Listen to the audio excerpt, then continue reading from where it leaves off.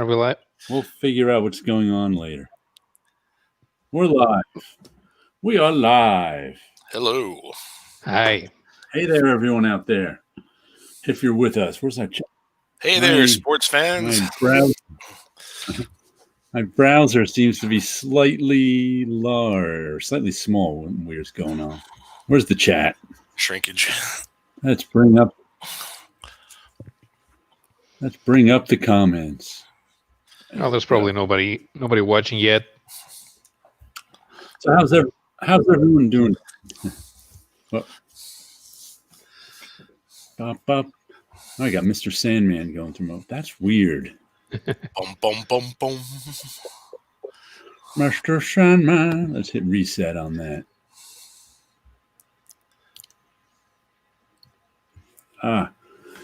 So do you guys have a good week? Here we go. Now we get some Comic Crack is here. Mind the Comics. Live and alive. Still not sure about Scott. Yeah, he could be a robot. We're not sure. Dude, I'm not sure about me either, so don't feel bad. I'm not sure at all. Actually, the way the graphic looks in the middle, I do kind of look a little bit like HAL 9000. That's right. Use a circle. Yeah. I'm afraid you can't do that, Jared. I always say 2001 Space Odyssey is a great movie to take a nap to. I disagree. No, I that's always 2010. liked it. There have been plenty of times where it used to run on Turner Classic Movies. It ran on a channel. I think it was Flicks. It was on a lot. Was the name? It was like a Showtime adjacent channel. It is. Yeah, I know exactly like in the late '90s, early 2000s. I actually got to see it on an IMAX theater. Some summer days when I was like lying down taking a nap, I just put that on, and it was so peaceful at times. No, on TCM, and you wake up and watch the rest of the movie. On TCM, 2001 was played about once for every 10 times that they showed 2010. But it goes to what you're saying about having to take a nap because the first 3 minutes of 2010 are them explaining 2001, so we don't actually need to watch it. I got to see that on an IMAX theater a couple years ago, and the visual effects still hold up extremely well. Scott, you're the only one who can hear me. Yeah, I can hear him just fine. I love. He's breaking up on me. Chad, am I showing up? 2001 too. It's just a good movie to take a nap to too. Chat, can you hear me? Let's ask the chat. Mm-hmm. It can be both. Am I here? Am I not here? Can everybody in the chat hear Paolo? You're starting to sound like Pink Floyd lyrics there for a second. Hello? Yeah. Is there anybody out there? I'm moving this phone out here. Okay, official Howler mouse stream. Yeah, now the rest of us start getting calls. Mm-hmm. Well, I'm not getting any calls. It's 11 p.m. here. Missed the arm of my chair that time.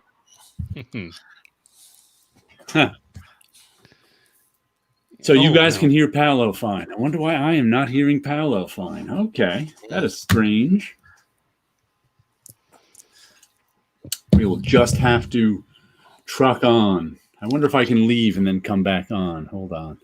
Oh, no. Jesus, things that. I'm going to remove myself and then come back. We'll see if that does me any good. 5, 4, 3, 2, 1. Nothing. This is becoming a very good stream. I'm back. I don't know if that did any good. Now that's interesting. When you came very back, clumsy night. When you came back, your video is a little pixelated now. Yep. Not terrible, but just a little bit. I have bad lighting too.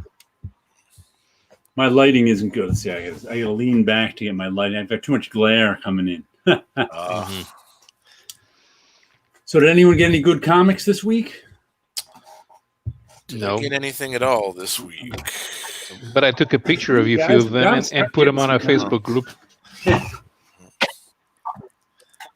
I cataloged a bunch of things I had laying around in piles, but I didn't get any new ones. Although I discovered a couple I didn't remember buying.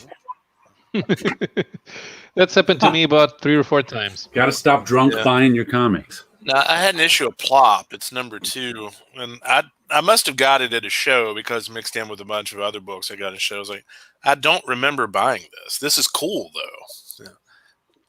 Yeah. Plop. Yep. A lot of Sergio Aragonés in that one, right? Yeah, he was kind of the main creative force behind it. Yeah. Only 3 comics for me this week. At the comic shop. Not a ton going on. Got the Eric Powell-less Goon. I love me some Goon. This is number 12.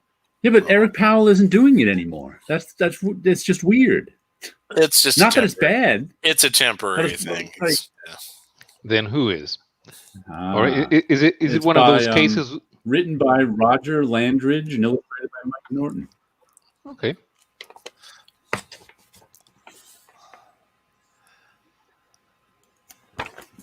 Can't hear a word Paolo's saying. He's not saying anything. Right now. The thing about Langridge is see, weird audio issues tonight. Yeah, the thing about Langridge is that he's mostly a cartoonist, but in order to work in the American market, he has to do all these monthly comics. But it doesn't have a good style to work for the big 2. So he's even only writing that thing instead of drawing it. Gotcha. Can't say I'm familiar with him at all. Yeah, I've seen a couple. He's breaking up on me. I've seen some of his art, and it's interesting. He's better. He works better when he's doing cartoony stuff. Okay. But it's not what sells in the United States. So. Tell me about Jared cannot hear me. Can you hear him at all right now, Jared? I'm hearing like every other word. Let me mute his mic and then turn it on again. I don't know if this does me any good. We needed you at the presidential debate the other day. Am I working right now? Mic mute. Yeah. Actually, I'm going to try and mute myself and unmute myself. No, he's still... Can't wait for Scott to get a camera and show us the Prince Valiant. I actually have a lot of Prince Valiant books. I have some Prince Valiant reference books that you probably haven't seen too. Prince Valiant was pretty big here, even throughout the 70s and 80s. He's writing this. He draws too. Yeah, he draws. Actually, the first time I saw him was on art, and it was actually during that Captain America spin-off in the late 90s. Having trouble connecting? What was that? Where's Langridge from? New Zealand. Okay. Yeah, it must be on my end that Paolo is not looking and sounding clear. I don't know why I'd have trouble connecting. Well, I'm gonna disconnect for a moment and then reconnect. I'll be back. Try a different web browser. Do people still use Microsoft web browsers? Actually, Edge is not too bad. I tried a new one called Brave that I like. I tried Brave on my cell phone, but it's not doing what they say it does, which is to watch YouTube videos while minimized. I see what you mean. There's a plugin. Because that's what I actually wanted. Yeah, I think there's a plugin, a third-party plugin that you can use to do that. But I don't watch a lot. I don't watch a lot of videos on the cell phone. I have an oversized monitor, and watching on a tiny screen is just not the same. Yeah, same thing. It's just if I have to be outside the house for a full day, I want to catch up on some videos. Right. Yeah. But if I have to actually watch them, because that's the beauty of YouTube videos, we don't actually need to watch. We can just listen. You know how you can create a list for your watch later for things you want to watch? Yeah. My watch list is ridiculous. It's over 1,500 at the current time. Okay, no. What I do is I put up 10 to 15 videos because most of them are between 5 and 30 minutes. So if I watch a video and then I have to go back, no, I just put in 10 to 15. When those are done, I clear the watch list and I start a new one. So I'm usually between 16 and 36 hours behind. No, that's not bad at all. Mm-hmm. The thing is, then I go through the comment section, and it's always people having commented 2 hours after the video was up, and I'm like, they're 24 hours, and so nobody's going to see what I'm commenting because everybody who I want to talk to already commented. One thing I've noticed on YouTube videos in the comments section I'm going to be generous and say maybe 15 to 20% of them are either relevant or worthwhile reading. Mm-hmm. And the other 80 are just people being stupid. Yeah, a bit. Trying to who can insult each other the best, you know. Like, the more videos, the more people you have commenting, the less intelligent the overall picture is. The signal to noise ratio goes way up. Mm-hmm. And I wonder if Jared is having problems trying to get back in. Yeah, it might be. We took over the show. Gosh, what are we going to talk about now? Everything. Gee, Brain. What are we doing tomorrow night, Brian? Same thing we do every night, Pinky. Try to take over the stream. Take over the stream. Is that what they meant in Ghostbusters when they said don't cross the streams? Because instead of a giant marshmallow man, you get a giant Pinky in the brain. Hey, there he is. I switched web browsers. Yeah. Everything was clear with Paolo. And I wasn't the host anymore, so I couldn't let myself in. I didn't think about that. Yeah. So now I'm back in this kind of ironic. Yeah. And Paolo is broken up again. I wonder if I can try clearing out your cache in the browser that you're using. Let's see. Where is clear browsing data? Yeah. Let's do that. Clear data.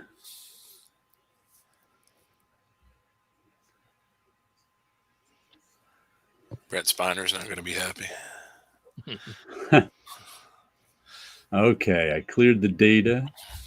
Where is StreamYard again? Say something, Paolo. Oh, you still not something, moving? Paolo. This is I knew he was going to do. I could have bet money. I heard him that time. You know the Brent Spiner as a stalker who's a YouTuber. Well, Jared, one thing I noticed before the show when you and I were talking to each other, there was a bit more delay than normal. Let me see if I can. It wasn't drastic, but I noticed it. Yeah. There's like I said, whoa. Facebook just logged me out. Oh, I guess because I cleared my data. Yeah. Oh, well. That'll do it. What were you saying about Brent Spiner? Brent Spiner as a stalker who's a famous YouTuber. Are you being serious, or is this a joke? Yes, I'm serious. A famous YouTuber. Yeah. Well, depends on what circles you run around in, but her name is Gail Cord Schuler, and she thinks she's married to Brent Spiner. Oh, God. And to a few other actors at the same time.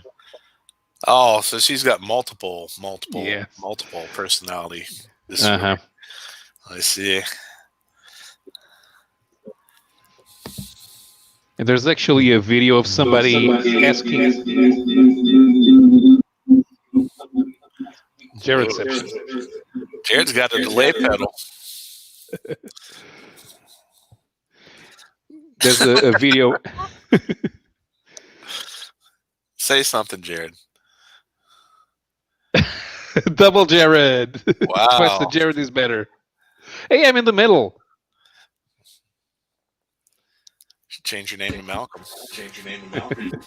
Now I just entered from 2 different points. And I've you just defied the laws of physics.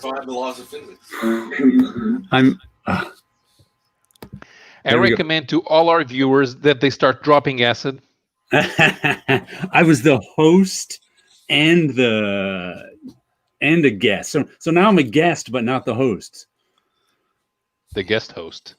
Wow. But you feel like you're on the Johnny Carson show. So we now have no host in this show to control things. So how do we can you can select comments now? We can't select comments unless. Well, I wonder if I can go back to the because I cut out of the other one. This is so. I wonder why I'm not a host in this one because I'm signed in as me. If I had cartooning skills, I could make an ad parody. Do you remember the old Hostess cupcake comic book ads? And I could do one that just said hostless. This is Tim's fault. We can blame Tim. Yeah, it's Tim's fault. Too many weeks in a row in this channel and things are falling apart. But it is the web browser, I'm guessing. The same web browser I've been using all these weeks, but yeah. Stuff happens. I wonder if I sign into.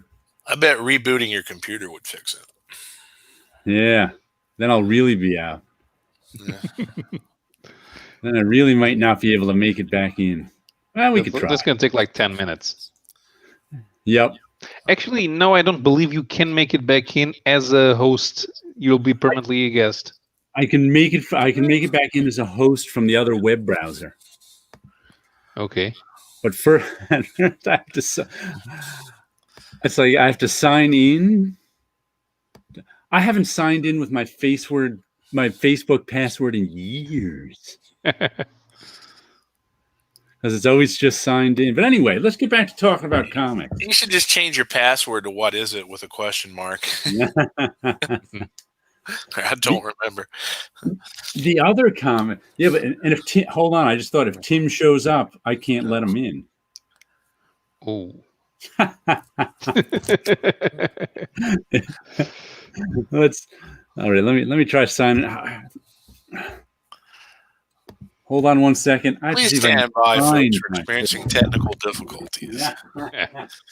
We need to have one of those test pattern graphics you can put up. Let's see if I can find my Facebook. Or we can play that music that they used to play back in the 70s and 80s when the TV station is experiencing difficulties.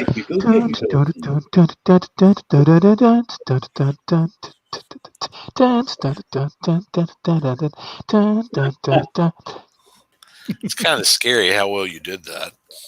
Uh-huh. Yeah, listening to a lot of music in elevators. He spent a lot of time in a lot of elevators. Yes. I was trying to think the last time I was in an elevator. It's been a while. Yeah, me too. But before COVID was the last time I was in an elevator.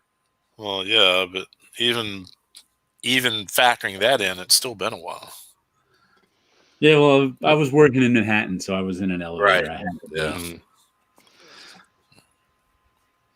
Yes, my building's elevators doesn't have music. Yeah, ours don't either. The one time I was in Manhattan, I never was in an elevator. What was going on in Manhattan for you to be there? We were visiting with Mike Luda. You told that story. I was just looking at a picture of Mike Kaluta came up on my Facebook feed from Flo Steinberg's memorial. 3 years ago, it was this weekend. Right. Wow, I really have no idea what my Facebook password is.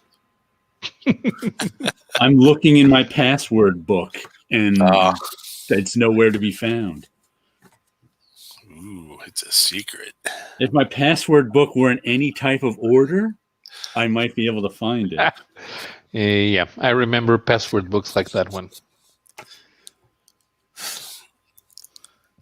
should have a password book that has the same graphics as the door that Gandalf opened in Lord of the Rings. Mhm.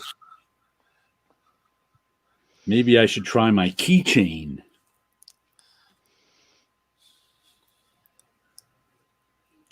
Actually, I wonder if my web browser my other web browser might have my password. Let's see. Do you have a password manager on any of your web browsers? Yeah, I do. I'm pretty sure, but it's like it's in here somewhere.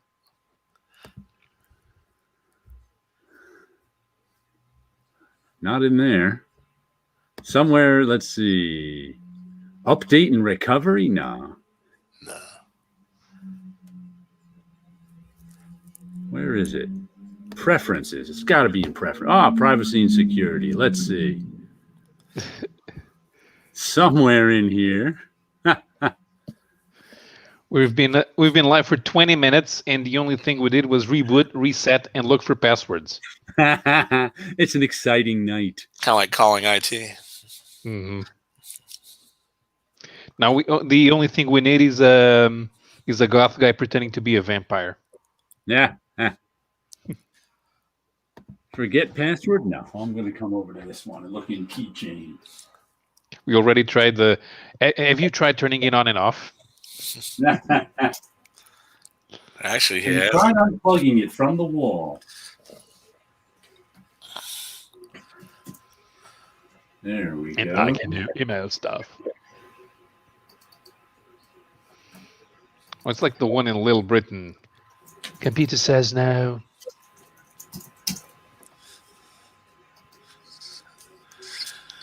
I'm afraid you can't do that, Jared. Open the pod bay doors, Paolo. I'm trying, Commander.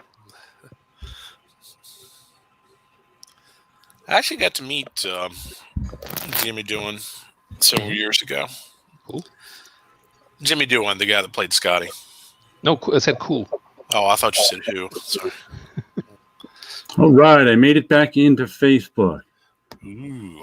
Let's see if I can go back into... You know what? Let's try quitting this browser.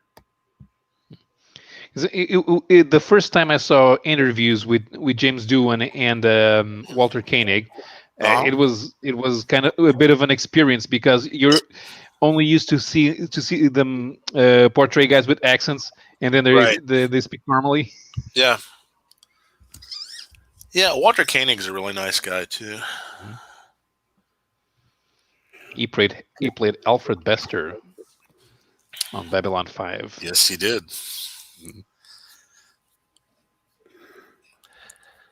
Do you listen to George Takei on the Stern Show? That's always fun. I've actually never listened to Howard Stern show. No? No. Stern was on TV here about 20 years ago. Right when his TV show was on, probably. All right.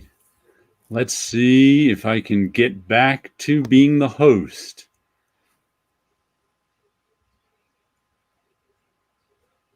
Dun, dun, where's dun. my own link? Now we need the Star Trek fight music while he's doing things.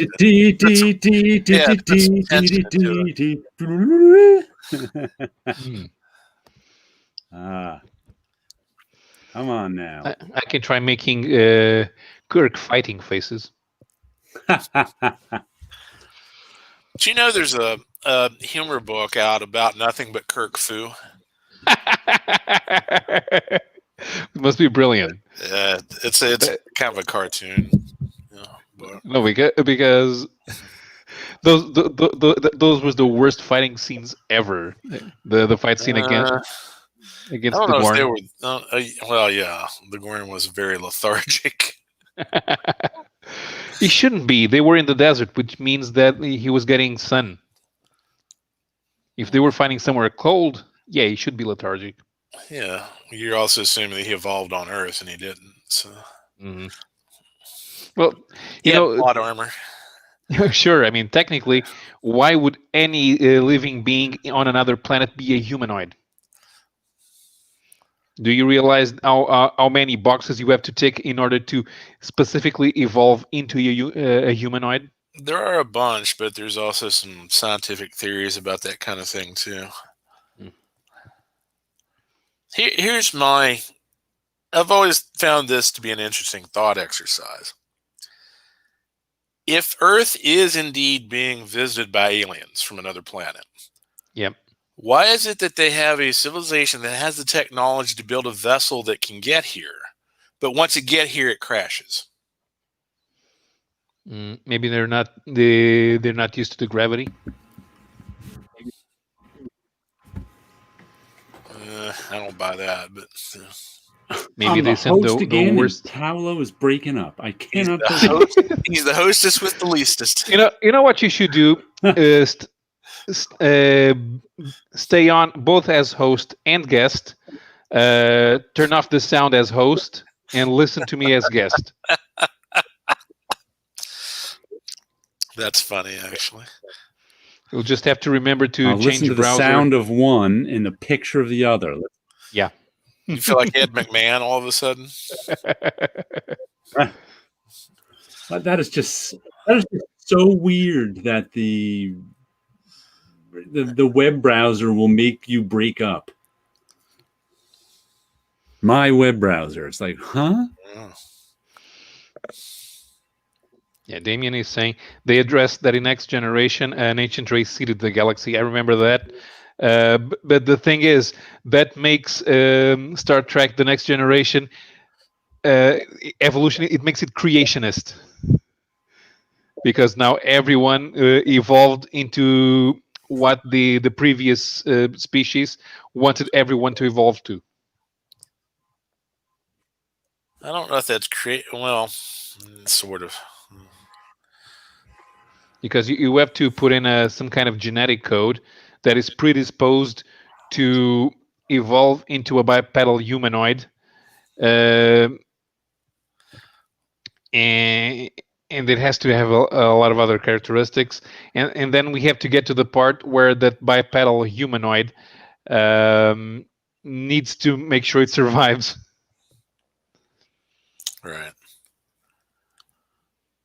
But then you're back to the old engineering dictum that says form follows function. Mm-hmm.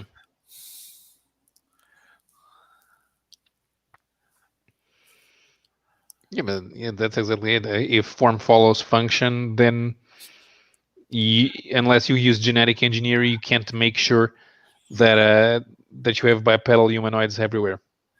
And then you can look at one of your friends and say, well, form follows function. You must be dysfunctional.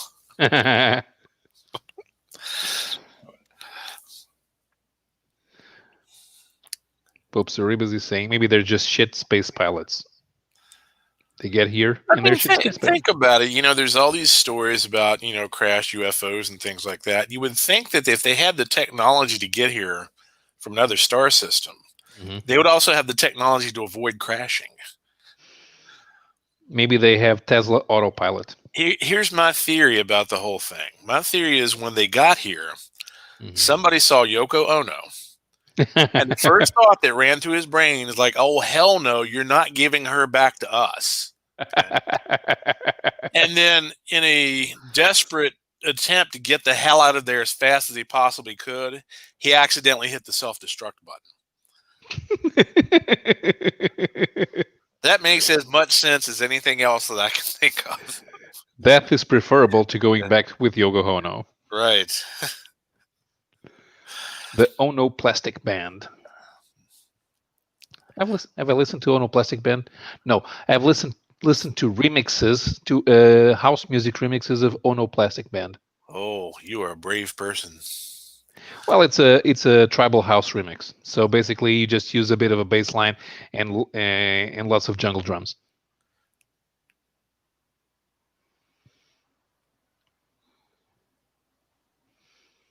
How's it going, Jared? See, now I can't hear him. Yep. Jared, you're not coming through. Maybe he's muted. I was muted because there's chaos over here. Yeah, he's getting like a ridiculous echo effect. Mm.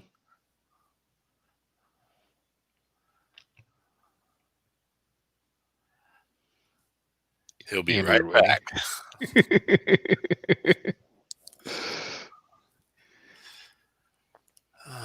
He disappears just like Jimmy Hoffa. I think I got it. You think you got it? I think I got it. I had to log in. I speak, Paolo. Let's hear you say something. Okay, I'm moving and I'm moving. Right. I got the other web browser working. Okay. Good. I had to log in as me in the other web browser. So Okay. Right. now I'm in the other web browser. Everything should be fine. Let's hope. There we go. Jared Osborne 2, the sequel. Yeah. We've all right. That was stuff you were talking about that I've missed. Yeah, no, yeah, we're discussing we're discussing the intricacies of Star Trek plots. I heard you, but I was too busy trying to figure out what was going on to really hear you. Right. But I'll have to remember to use Chrome from now on for these because Opera just let me down. Did you see the Mort Cinder kayfabe episode? No. I saw it, but I wasn't really paying attention. Although they got a few parts right. The thing is, I don't think they showed that much art. Because Mort Cinder is the type of book that they need to spend minutes over every page. I was just reminded though that in the seeing Comic Crack there, in the Mile High Comics letter that they send out every week, their email letter thing, they mentioned that he was just about to catalog his 200,000 underground comics and put them for sale on the site. That's his next project. Good grief! So That's a lot of underground comics at Mile High. 200,000, about 199,000 of which are unsellable. Except to Terrence. He'll buy them. He'll buy. Yeah, he'll probably make a good deal. Listen, how much money do you give me to take them off of your hands? Terrence will just play it cool, like he doesn't really give a crap. Yeah. Oh yeah, these indie comics. I suppose. Yeah, I could take them. But you gotta make it worth my while. And then the second comic I got this week, since I told you about the first one, 20 minutes later. The second comic I got this week was the boys. Dear Becky, issue 5. I think this ends with issue 7 or 8. I just saw it. I think it was in. I'll have to look in the previews the Comic Shop Weekly. Homage cover.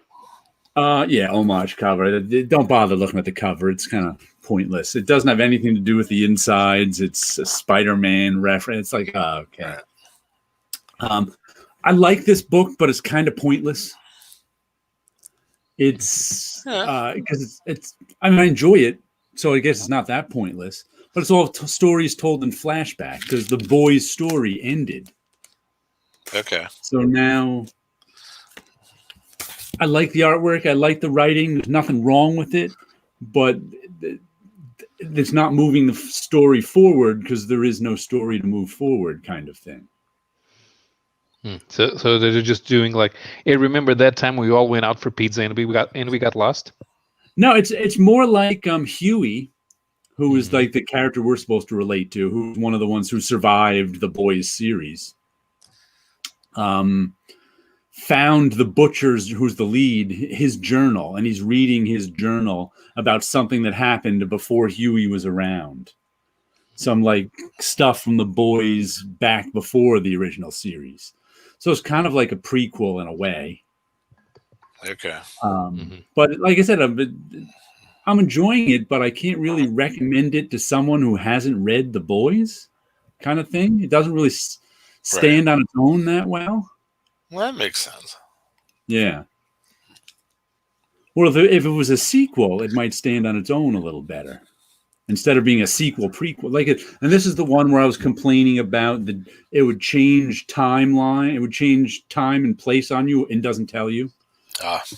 So if you haven't read the whole first series, you might not even recognize that it's. So you'll be changing confused as content. hell, right?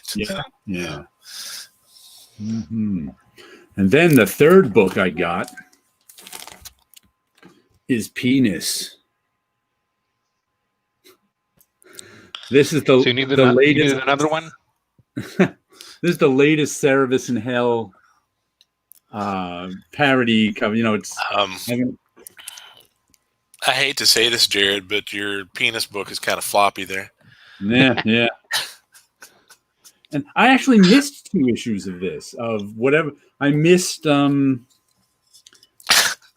jokes. Attractive Cousins #1, which was the one which is a parody of the Supergirl cover, the first Supergirl with her coming out of the rocket. Uh-huh. And I missed the amicable I always have to hear myself say that and then realize I said it wrong.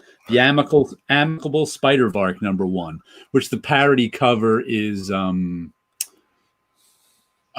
Spider-Man getting married in the 80s. They just didn't come to my comic shop. My comic shop owner usually orders these all for me, but sometimes they just don't show up. But being that they're not really continued, it doesn't matter if you miss an issue. It's just like, oh well. I can just see you calling him on the phone. What have you got in my poll box this week? We have a penis book for you. Well, I get an email with the stuff that's in my poll box. And here's a topic I thought of this week. I was thinking of for some reason, do you remember of course you remember it. Wolverine Origin? I never read it, but I remember when it came out. You remember when it came out? Mm-hmm. Who wrote it? Was it one of the Cuperts drew it? Yeah. I can't remember who wrote it, but it just struck me that Paul Jenkins, that comic was a really big deal when it came out. It was like the top seller. Mm-hmm. And I think everybody, I haven't really given it another thought since then. Right. And I think it was one of those that it was kind of, I think it was supposed to be, and it was looking like it was going to be an evergreen. And then just no one cares about it today. Right. Nope. And I think writers try to sound clever by using bits from it. And I really can't get around to the idea that Wolverine is called James Howlett. And every time somebody calls him James, I think it's really stupid. Yeah, I haven't even read enough Wolverine to hear him called James. But it just made me wonder what other failed evergreens are there. That's an interesting topic. I hadn't thought about. Because we've probably forgotten them. True. Like I never hear Wolverine Origin mentioned. That's a good topic for like an article or something like that. Yeah, I mean, cartoonist kayfabe isn't going to be doing an hour-long look at Wolverine Origins. No, but that's a really good question. And it just struck me like there must be other sort of failed evergreens like that. Well, there might be a couple of events. So I don't know if I'd put events in that, because events are hardly ever evergreens. Right. They're all about the moment, and then the next year it's the next big event. Because I mean, does anyone? Right. No one cares about Civil War. Mm-hmm. No one cares about Civil War 2. What was that big event Marvel had just a couple of years ago where they blew up their multiverses? Secret Wars. Secret Wars, right? Yeah. Where all of a sudden, no one cares about that already. Yeah, people care about the first one, but yeah. Well, see, when you said Secret Wars, I was thinking that was back in the 80s. Yeah, right, but Marvel ran out of ideas, so now they're using. I think they're doing a new Craven's Last Hunt. Well, except now it's Craven's Newest Hunt or something. And they came up, even though Craven already has 2 sons running around, one of them is Craven right now. Now Craven has a daughter that we never heard of. Oh, God. Excessively complicated. I hate that. I think the only crossover event that became kind of an evergreen might be Blackest Night. But unless Maybe Crisis. like Crisis, I think I mean, in terms of just selling that trade paperback, not I don't know how much Crisis sells these days, but that might be close to an evergreen. Because just because I know people who've gone back and tried to reread Crisis and go, "Oh my God, this is tough to read." But that would become one of the closest event books to an evergreen. But I don't know how much it sells. Like, The Walking Dead Volume 1 is an evergreen. Watchmen is an evergreen. Dark Knight is an evergreen. right. Craven's Last Hunt is even an evergreen. Sandman's an evergreen now. Sandman, all the various volumes are evergreens. But what are the, I mean, Wolverine Origin really had a shot at being an evergreen because everybody was interested in it at the time. Everybody was buying it. It was the #1 comic. What about this as an almost evergreen would be Swamp Thing? See, that got me into another thought. That's kind of in that gray area. Well, it may be and it may not be. That got me into another thought I was thinking about this week, which came out of Stormwatch, which I'll tell you. What exactly? Because I'd call the Swamp Thing, I don't know if it's an evergreen, but it's probably still a cult book. Right.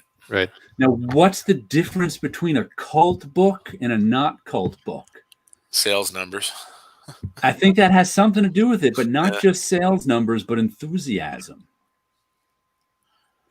It's kind of like I wouldn't say it's the enthusiasm itself, it's the mass distribution of said enthusiasm. Yeah, But- we need to be able to tell other people how much we like it, Yeah. even if they're not used to hearing about it. right. But what I mean, and it also has to do with like percentage of enthusiasm overall. Like, Batman is a really popular character. He's one of the most Right. popular characters out there. Right. But how much enthusiasm is there actually for any individual Batman story? Let's just say there's 100,000 fans of Batman buying the comic. A lot of them are buying it out of habit. A lot of them are buying it because Batman's their favorite. Maybe, what percentage would you say were really excited about Batman? 10%, 20%? I don't think they're buying the regular Batman book at all. I'm just saying the ones who are. The ones who are buying let's say 100,000 Batman fans and they're all buying the regular book. How many of them are really enthusiastic about them and go, "Oh, the latest issue of Batman was great"? It's actually a small percentage. Yeah, I'd say it's probably less than 25%. I'd go with 1%. Yeah, but That low. a cult book may have only 10,000, a circulation of 10,000, but all 10,000 people are talking about it excitedly. Right. Yep. So their voice kind of rises above, because it's like there's no fans who aren't excited about it. But meanwhile, with Batman, there's 90% of the fans who like Batman, but aren't excited about Batman. What does Comic Crack have to say here? I feel like cult classics generally get creative people jazzed and influence their work versus pop culture type of popular. Yeah, I think it comes. I think you. Also, usually with cult classics, they're not really recognized as such during their heyday.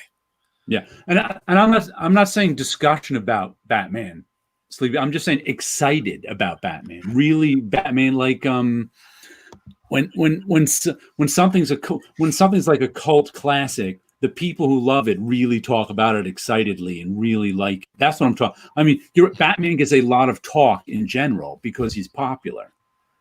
But how many people are really excited about Batman and sort of proselytize Batman like you would The Walking Dead in the early days? Where people go around saying, you got to read The Walking Dead. It's the greatest thing. I love The Walking Dead. It's great. Nobody really, someone might, as sort of cult as excited as people get about Batman is, you have to check out the latest story arc. It's pretty good. And that's about as most Batman excitement. When people ask us about favorite Batman stories that they should read, when new guys come along and "Hey, I want to read Batman comics," we never say, "Hey, you got to pick up the book as it is now." We say, "Well, you got to go read Dark Knight. You got to go read Year One. You got to go read Strange Apparitions and Long Halloween." We never say, "Oh man, the Batman comic right now is amazing." We never say that. No, but if you were to say, "Do you want to read some Swamp Thing?" You'd go, "You got to read the Alan Moore Swamp Thing." Right. You would not tell them any other Swamp Thing. With smaller series, the fact that they're always risking cancellation and they ultimately become finite, it's easier to push them on people. Yeah. But Swamp Thing's hardly finite. There's been a lot of Swamp Thing. Yeah, but ultimately, after the Alan Moore run, does anybody recommend anything? No, that's why I'm saying that's why the Alan Moore run might count as a cult. It might be a little bigger than a cult hit. Alan Moore tends to skew things in a certain way that other writers don't as well. Because he's Alan Moore. Yeah. And besides, there are only about 40-something comics made by Alan Moore, and the original series went on for 129 issues. Right. So you're not telling people that they have to read the 129 issues of the Saga of the Swamp Thing. You only go from 20 to 64. Nor all the other Swamp Thing series that came after it. You're just telling people, you can tell them exactly where to start with the Alan Moore and stop. Mm-hmm. But then again, if they're an art fan, say you need to go back and look at the Bernie Wrightson Swamp Thing. Sure. But you don't need to read the entire series. You just give them Deadly Genesis and... Yeah, I think cult classic status does come later. That's I think what I was first something becomes a cult hit. Like in that regard, Wolverine Origin was built to become a classic, and you can't build things to become classics. You hope that they sell. I think it was built to be an evergreen. I don't know about a classic, but they thought. I think when they put it together, like, ooh, Wolverine's Origin, this is a big deal. We can sell Wolverine's Origin from now to the end of time. Mm-hmm. But it turns out you can't with that. That's a fail. It's funny since I haven't read X-Men in a long, long time, but when I think of Wolverine's Origin, that's not the story I think about. I think about Barry Windsor Smith's Weapon X. Yeah, that's much more. But I think cult classic comes after something is a cult hit. So first something has to become cult. And then later on, it can maybe not. Later on, it could be a cult classic if enough people like it, kind of thing. And then you have Batman the Cult miniseries. Yeah, like the X-Men, the John Byrne, Chris Claremont X-Men was originally a cult hit. There weren't that many of us buying that off the stands. It was not a bestseller until after Byrne left it. Years after Byrne left it. Yeah. You can get a good buzz, like Immortal Hulk right now, right? That gets a good that's kind of the best that's the best that most Marvel and DC. It's like like the Hulk has been around so long, it can't be a cult hit, but you can get some buzz around it. It would have to be kind of a new series to get. Well, the Immortal Hulk is a finite series, so and it's very specific in its plot. So if people continue to talk about it for the next 5 to 10 years, fans can tell new people to pick up. Yeah, it can become an evergreen, definitely. Well, I think one of the things too with today's market, you have market fragmentation that you didn't have back in the 80s. Mm-hmm. You had a lot more people reading the same books back in the 80s than you are even close to having these days. Yeah. I think like the Hulk can feel like a borderline cult hit because it was selling because nobody has mentioned the Hulk for you, despite him being in the movie and everybody loving the movie. His comic hasn't sold well for years, and this is the best it's sold. And it started out small, and more people have jumped on. So. I guess that's as a cult a hit as you get these days with Marvel. Is even though it's kind of have there been any other Marvel or DC comics like that Immortal Hulk that have become sort of cult or turned into evergreens? I'm trying to think because I haven't read so many I haven't read anything Marvel in years. So. What runs have, because I've heard and read a little of the Immortal Hulk, Well, but I'm trying to think of anything else. Superior Spider-Man had a bit of a buzz going on, but I'm not sure if people still think of Superior, especially because Slott did a great job on Superior Spider-Man, but when Peter Parker came back and he stayed on the title, he kind of lost that goodwill, because that Amazing Spider-Man run was not very good. So I think it kind of ruins it. Yeah. I find Superior Spider. There was so much buzz on. I mean, so much hatred towards that too, that it's tough to categorize. But there was a lot of people who read it liked it a lot. I know people who read it and thought it was pretty good, but still didn't want to read it. Kind of thing. They were like, oh, it's not nearly as bad as I thought, but they still weren't interested in reading it. So it's kind of like weird. So I hear a lot of talk about the Immortal Hulk. You're right. That could be a kind of cult hit for Marvel these days. Well, especially since they didn't even try.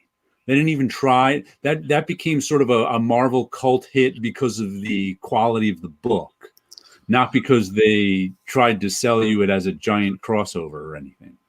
Even though I haven't read any Marvel in a long time, the last thing I can remember hearing a buzz about like that was the Vision. Yeah.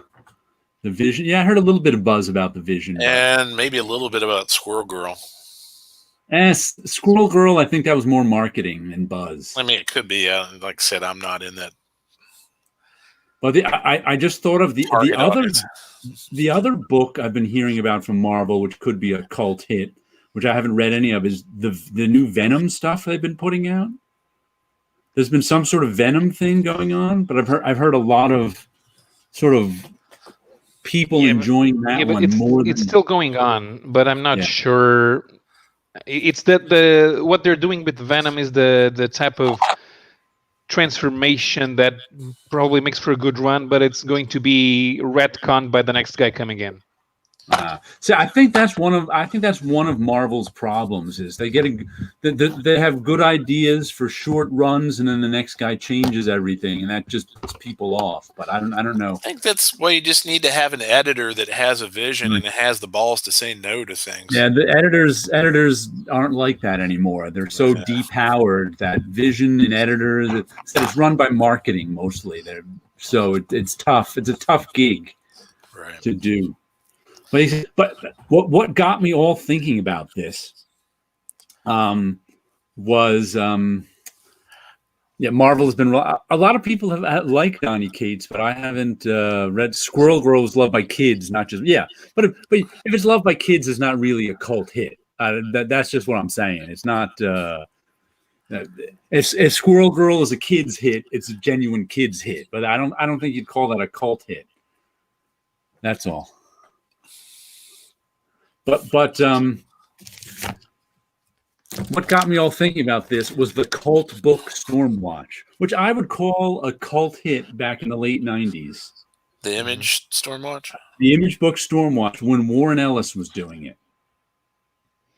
I never paid attention to it. That's when it was a cult hit. Right.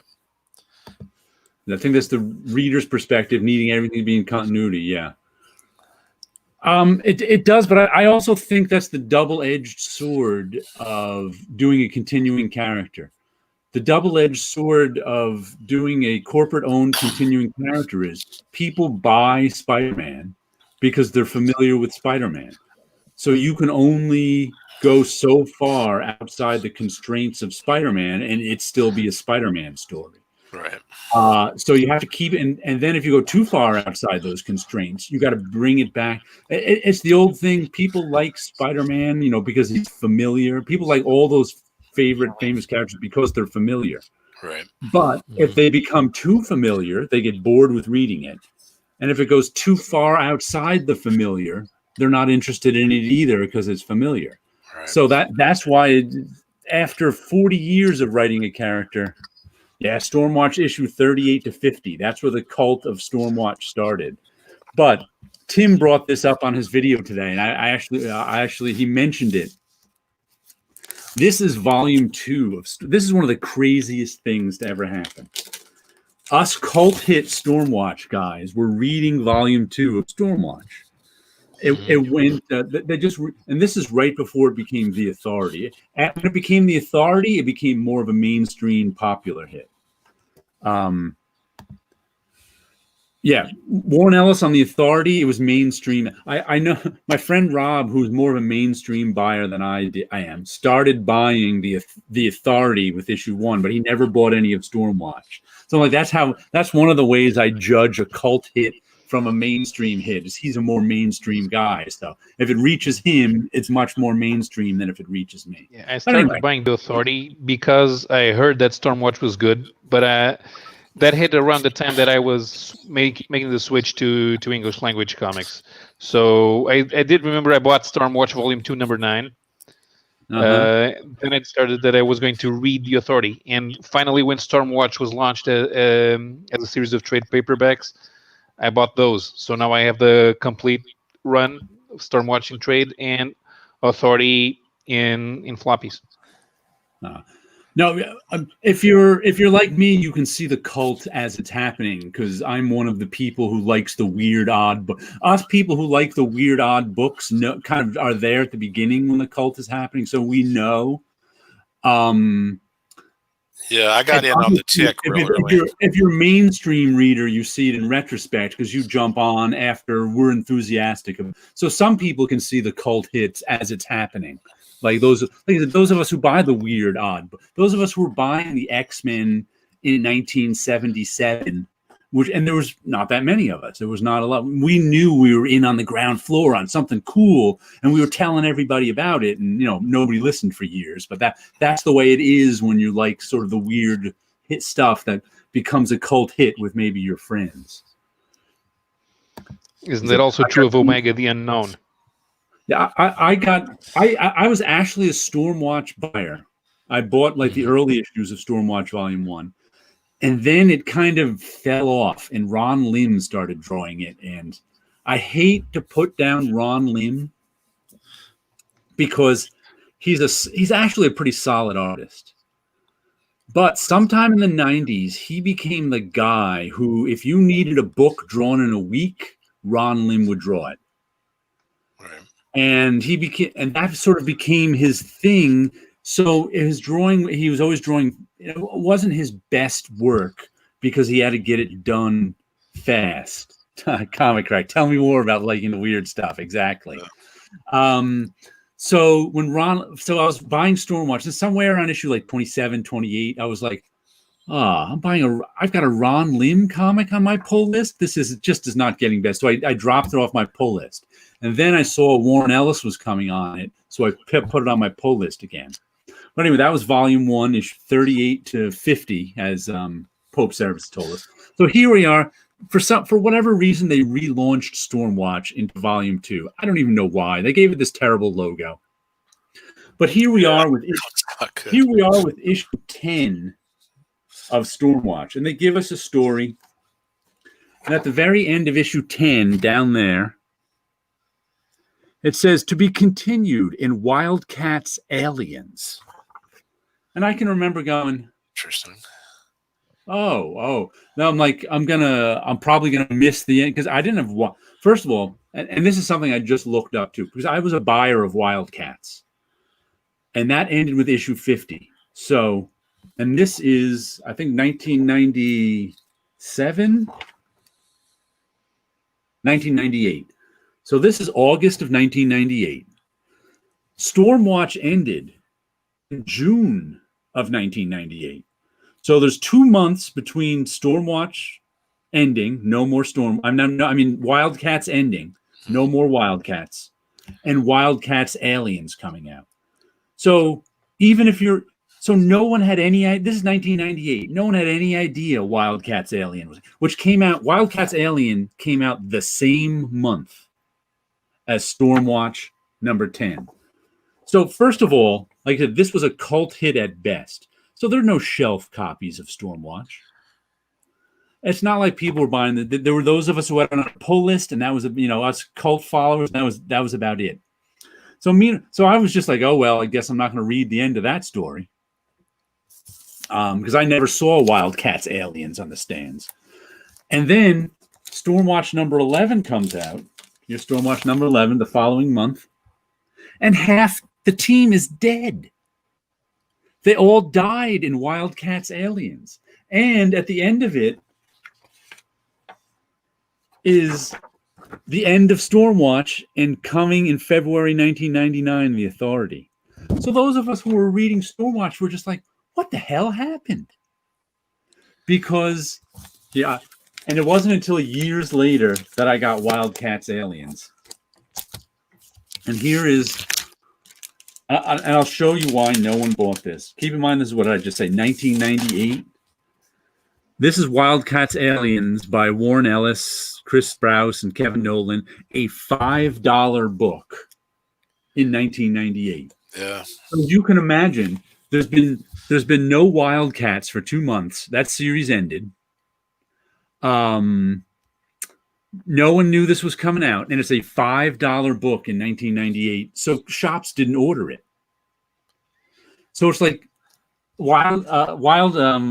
Stormwatch fans were like, "What the hell?" We're like up and this was actually not reprinted for like 4 years. I think it was. It was not in any of the trades for like 4 years. So this book actually shot up in price to like. Yeah, I'm gonna go get the trade where that is. What was that? I'm gonna go get the trade. Yeah, it's in trade now. No, it was in trade then. It's not in trade now. That trade is out of print for over a decade. No, but I mean, I'm saying it didn't come out in trade till like 3 or 4 years after this was published. Exactly, but it only came out in trade once.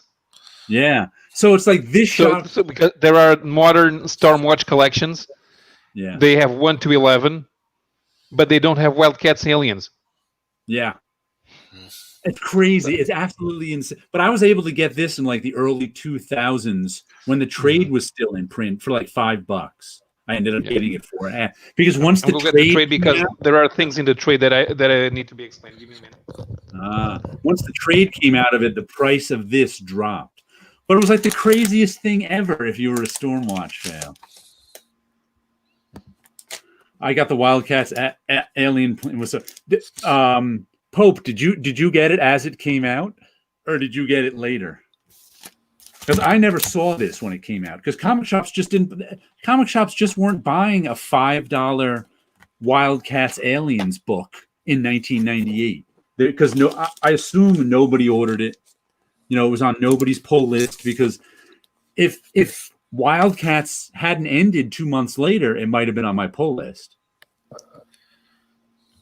So it was that was like one of the craziest sequence of events ever if you were a Stormwatch fan, because from issue to issue, because he just had the aliens kill half of Stormwatch in this, just because he wanted to start the Authority and didn't care about those original Stormwatch characters. Maybe he had George Martin as a consulting editor. Yeah, and I can still remember picking up issue 11 and start reading it, and I had no idea what was going on. I always liked Chris Sprouse's artwork.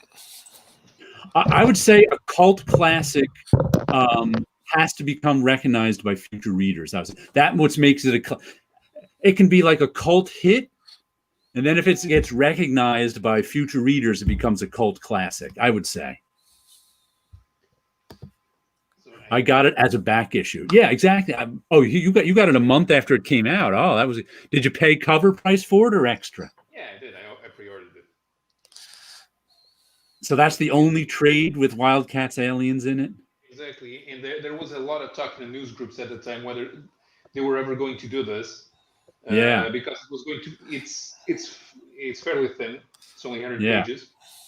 And there was of course all the difficulties in getting DC and to sign off on this, because there are mentions that you have to have mentions here in the indicia, right? Dark Horse and Fox. Plus, I don't know how they calculated how they were going to pay all the royalties on this or the rights issues. That's probably why it hasn't been reprinted much. Mm-hmm. And You got the alien. You got the alien here, but you don't have aliens on the cover. You also, even though this is co-published by Dark Horse, there's no Dark Horse logo. So this, in terms of getting all the countries, it must have been a bitch to get the contract. You're gonna put your headset back on. We're losing your audio a little. Yeah. Oh yeah, there you go. Okay. Yeah, this must have been a real problem to get all the contracts signed. Yeah, I imagine so. Like you said, that's why I'm glad I got this. 15 or 18 years ago, finally. Mm-hmm. But I cannot describe to you how weird it was reading Stormwatch 11 and just going, "What happened?" and then it's like canceled. What? That was just such a weird experience, and that's what got me thinking about cult hits, because Stormwatch I would call a cult hit. I guess you'd call it a cult hit first. I get right because it's only a hit with small people, and then I don't think Stormwatch is a cult classic because it's not recognized by a lot of people. Mm-hmm. The Authority is recognized by a lot of people, by many more people than Stormwatch is. Yeah. So Stormwatch would just be a cult hit, I guess we'd call it, not a cult classic. Right. Yeah. But the cult hit is the type of thing that you can tell one person about it, and if that person likes it, he'll tell another person. Right. And the cult hit, like everyone is enthusiastic to read it. That's what I mean. Like everybody is like, "Wow, I really like this book. I really like this book." Right. And you can't get everyone to read it. I've always found that about, like, I couldn't get my friends to read the John Byrne X-Men back in the day. Oh. When you're a mainstream reader, you stick to the main. It's tough. Something really has to build up a sort of presence to get on your radar when you're a mainstream reader. Like that, even the X-Men couldn't.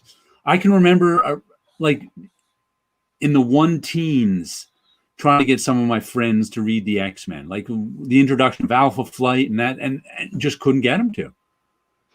I was 6 or 7 when those were coming out. They were coming out here, so to me it was never an issue. And besides, it came in a bundle, and I got Claremont Byrne X-Men and Frank Miller Daredevil in the same comic, which was a bonus. That's an odd mixture there. Yeah, and then when we had Jack Kirby Eternals in the same comic. Mm-hmm. Yeah, but, because over here, like I was 12 to 14 when the Byrne X-Men was coming out. Mm-hmm. And if you wanted to read the X-Men, you had to buy an X-Men comic because each one was an individual comic. It wasn't like we had a schmorgasm. So convincing your friend that this comic is really cool, you should read it. It wasn't easy. Like when you like the weird odd stuff, because they want Spider-Man, they want the Avengers, they want the Hulk, what they're used to. So it's like by the time, like Byrne always says it himself, that it didn't become a bestseller until he was long gone from the book. Yeah, because even though that was a major success in the title, a major reason why that anthology was successful, right? The X-Men only got their title comic after the failed marriage between Wolverine and Mariko. When John Romita Jr. Takes over from Paul Smith, that's when they give the X-Men their comic, and then the backup stories are Rom and Doctor Strange. The thing with the way they did those backup stories, they could choose titles that they knew were good, but if you put them alone, they're not going to sell. So you get 3 or 4 stories in each comic. You can't afford to put Rom with the X-Men. People will buy X-Men, and they will enjoy Rom. Right. I'm going to throw a curveball in here. You're just talking about Paul Smith. Would you think that Leave It to Chance was a cult hit? No. Okay. I bought it and liked it. Right. It had some buzz for a time because of Wizard. The guys at Wizard liked it. Yeah, I don't know if that even raises to the level of cult hit. That's what I was just wondering about. Yeah. Yeah, But I don't think it had to stay. It is a shame because it's good, but it never got there. Now, do you think it would have been a cult hit if it had been in either Marvel or DC? I don't know. I can't see that being at either Marvel or DC. Just wondered.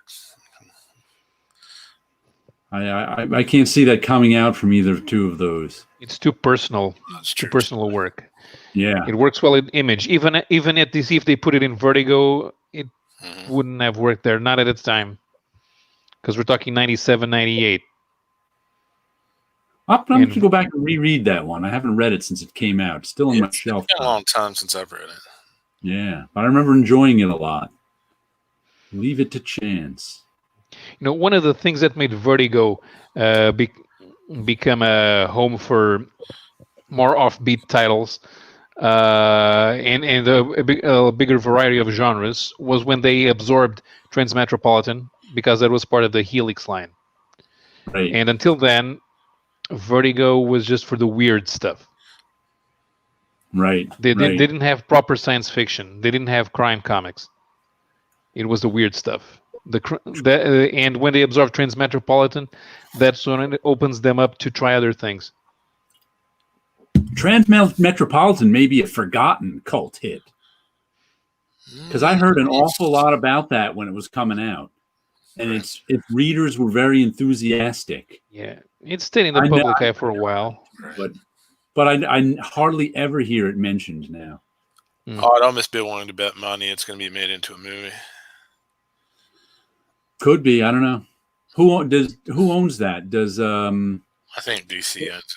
Does DC own it? Okay, I wasn't sure. Yeah, pretty sure. Yeah, the way, well, it's creator owned, but the way the contract was made, probably DC keeps the rights forever as long as they keep publishing it. Right. Yeah, I don't know when the last time Transmet was published even. No, but they still put out new collections. Okay. They keep reprinting the old collections. No, actually, they don't even use the old collections now. I think they did 12-issue runs because every arc was 6 issues. So if you put 2 arcs in one book, you can have a year 1, year 2, year 3, and 4, and year 5, and it's 5 books, and you get the whole series. Yeah, like that one may be a forgotten cult hit. Mm-hmm. Like, when's the last time you guys heard Transmet mentioned? Does anyone talk about it anymore? A couple years ago. Somebody asked about it last week on the Discord server I'm at. But yeah, it's not usual. But the thing is, even Warren Ellis is not a name that comes up very often unless it says old farts discussing it. Yeah, I don't think the new kids know who Warren Ellis is. Okay. Well, there's a lot of stuff going on with Warren too that probably has to do with that. Yeah, he stopped his newsletter that I was getting. Oh well. Did anyone? I think this came out this week, but I didn't see it. Did anyone see The Walking Dead Deluxe #1? That's the type of thing that won't make sense except as a trade paperback. Yeah, that's what exactly. That's what I was saying. That's the one I talked about in the past, where I was like, who's because I am the audience for this. If you were to say who's the audience for The Walking Dead Deluxe, it would be me. Even I don't want it. And but the reason I don't want it is it's too expensive. Right. $4 an issue twice a month? No, thank you. Like, I buy the Usagi Yojimbo reprints in color, but they were once a month for there's 7 There's issues. 2 of us for that one. So. Yeah, exactly. But it's like I am the audience for this, and I don't want it, which is baffling to me. And then I was reading in this because I was like, who's going to buy this? I just don't know who's going to buy this. Mm-hmm. Next Wednesday, Walking Dead in color. Are you going to buy it, Pope? But it's like, I mean, it looks good. There's nothing wrong with it. And another thing, have you got they said it's going to be 36 pages, and they're going to have the original 8-page plot for each issue that Robert Kirkman wrote, so you can see where they changed the plot from this to that. I'm like, is anybody interested in that? I've never been interested in reading comic book plots and scripts that have been published. Actually, I have, but I wouldn't Yeah? for Walking Dead. But yeah, some of that can be interesting. I know some people who do. It's just never been me. And I've always kind of wondered about. Like, I just have not that much interest in reading a script of a comic book. I'd rather read the comic book. But I know people who do. And I'm just like, oh, I think okay. a lot of that depends on who the author is as well. Yeah. If you're wanting to see how they go about constructing things, it's interesting in that regard. Yeah, but even if you're a writer, you want that as a step of scholarly work or as part of it. But Right. as a freebie in a reprint collection, all the text page page one. Page one. X character says this. The description of the first. It's really not attractive, not when compared to promo art or black and white pages before they have the lettering. Those are interesting to look at. Yeah, I'd rather see those. But at least, I guess you could flip back and forth reading the plot and looking at what was drawn. But that like I said, that doesn't interest me a whole lot. But one thing, and of course they're going to have 4 different covers with each issue. I hate that. Getting back to annotations, one thing that I thought was interesting reading just in and of itself for itself were Jess Nevins's book that annotated League of Extraordinary Gentlemen. Those were really interesting to read. Yeah, and I remember Jess posting them on the news group when they were as the miniseries was coming out. Right. Because I knew Jess from the West Coast Avengers mailing list. Gotcha. So Pope Cerebus will be getting the Walking Dead issues to keep his collection complete. I don't mind them doing it in color. It's not that astounds me. I just wonder how many copies of this they're going to sell. Pope Cerebus should have a review column, and if he drops a book he doesn't like anymore, he just call it excommunicated.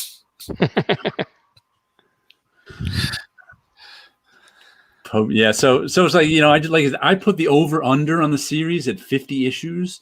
I think that's about how much Walking Dead bi-weekly ran.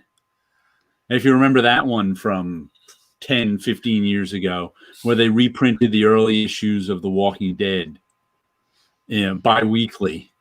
So you'd get, once again, you'd get 2 issues a month of reprints of The Walking Dead. I don't think anyone was buying those. Kind of like Cerebus bi-weekly back in the day.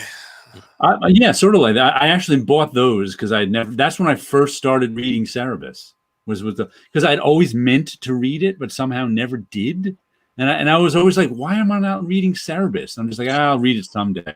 I never thought about it till just now, but in terms of enthusiasm and people buying things and cult hits, I wonder how much of that was generated by just back in the day. It wasn't as easily accessible as it is now.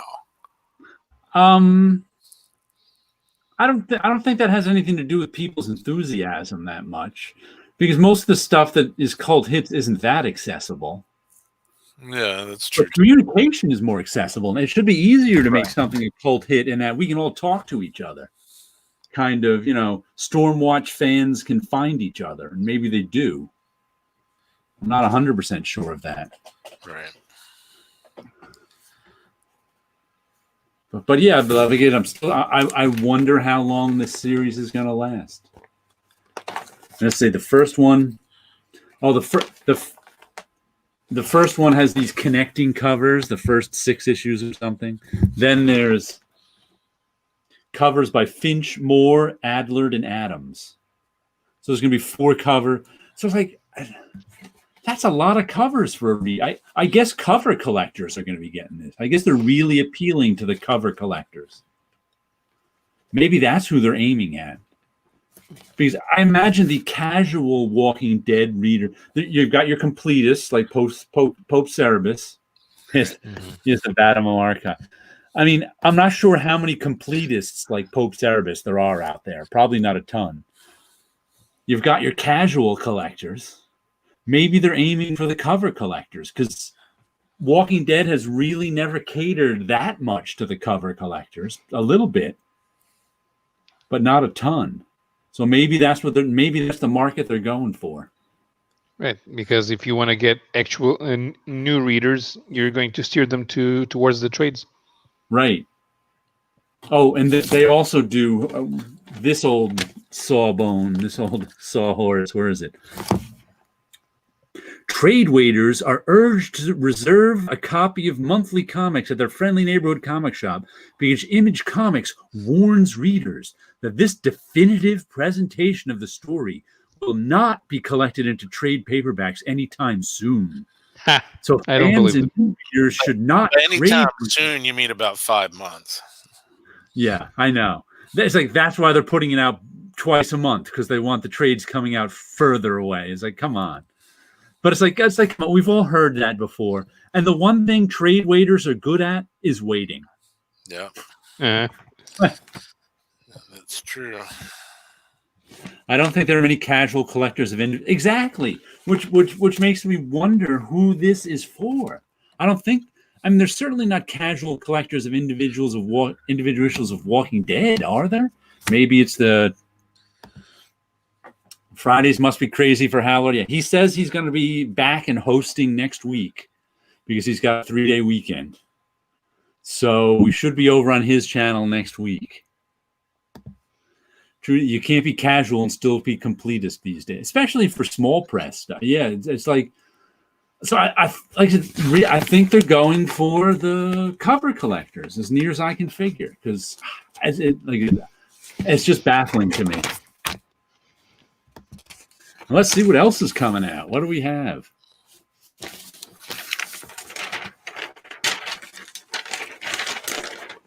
Red Sonja, Mars Attacks. Once again, nice covers. Both those, but I don't know. It doesn't make sense. No. I like the covers. I collect the covers digitally. I never read. There's no reason to read them. I just find the covers online. Yeah, I'm a hardcore militant weekly comic collector. Yeah, I'm a weekly comic collector too, but I don't buy nearly as many comics as Pope Cerebus. I watch his videos, and man, he gets stuff that. Yeah, I used to be way back in the day when I had a budget for it. Yeah. Yeah, and never was, because we got comics from the U.S. only once a month because it was cheaper to get everything by boat, and that's kind of what put me in a mind of being a trade waiter.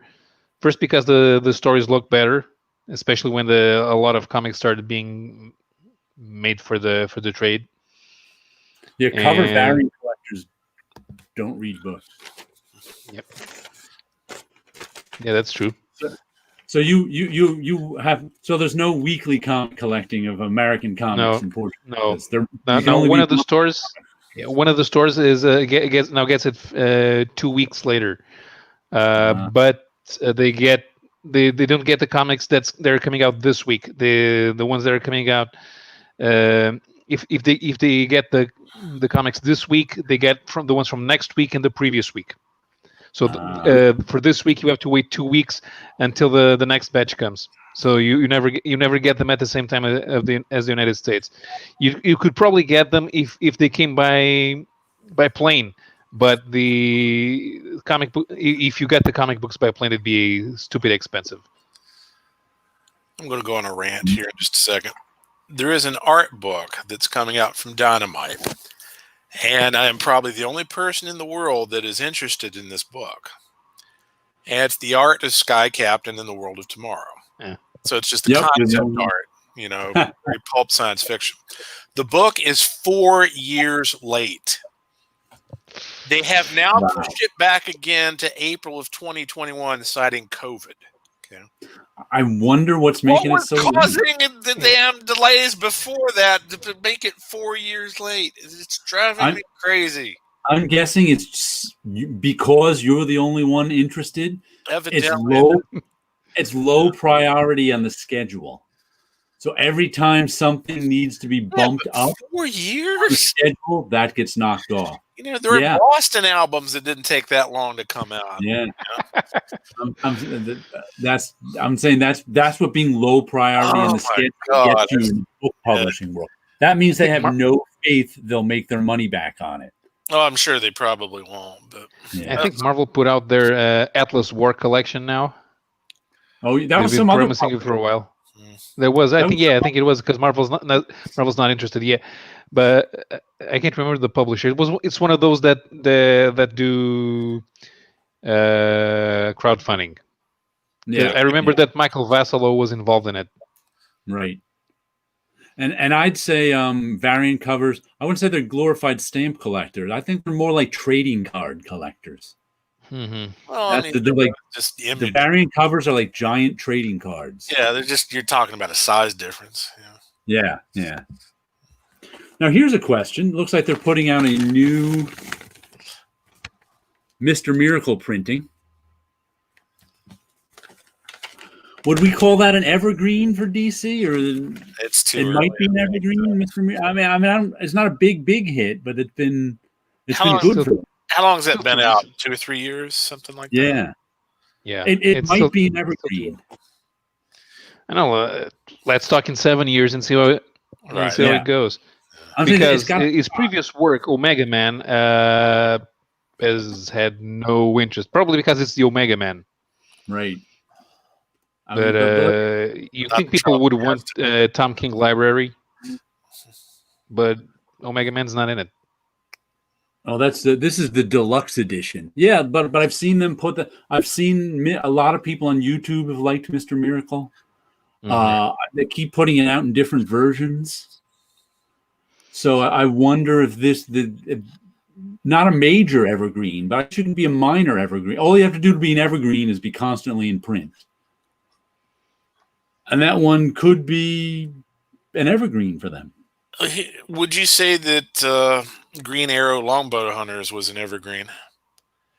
I haven't heard anyone mention it in years. I don't know if Right. it's still in print. And It is. it had been out of print for years before they put out the trade.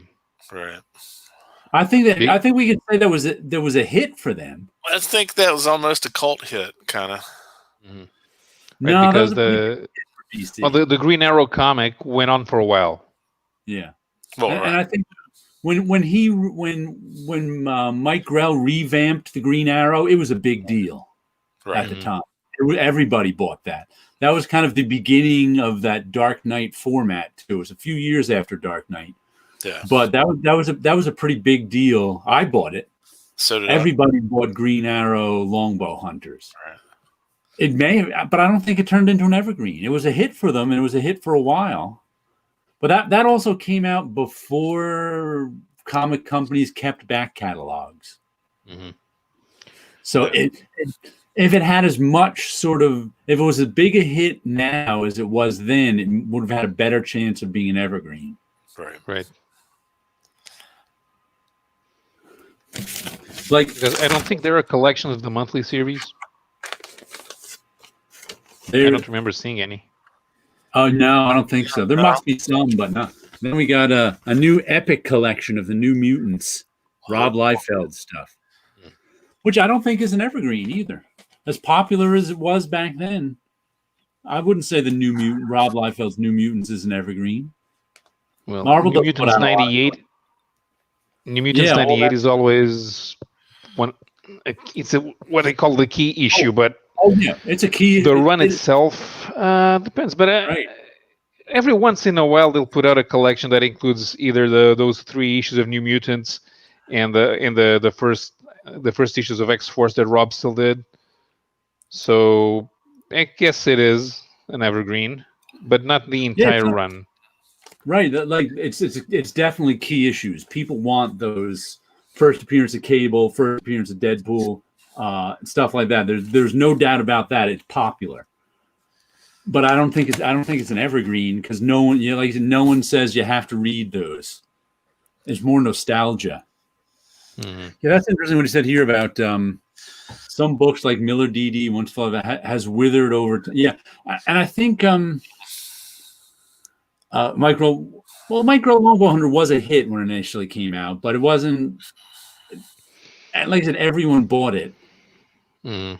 and it was probably the top of the charts. But it didn't last very long. It was only 3 issues, and no one cared afterwards that much. But yeah, Miller, and I think Miller's Daredevil has suffered over the years and isn't an evergreen because it was a continuing comic, and we just don't like that these days. You Yeah, really don't hear even the trade collections, those 3 trades are somewhat large. Yeah, And I yeah. really So don't they're hear so they're people not easy to talk as get. much about Sin City these days as they did a few years back either. Hmm. Yeah, it's because the movie. I think that's also because Miller hasn't been doing a ton of stuff. But Yeah, you What got he to like, stay in the limelight. Yeah, and what he but, has done, it really hasn't been anything great.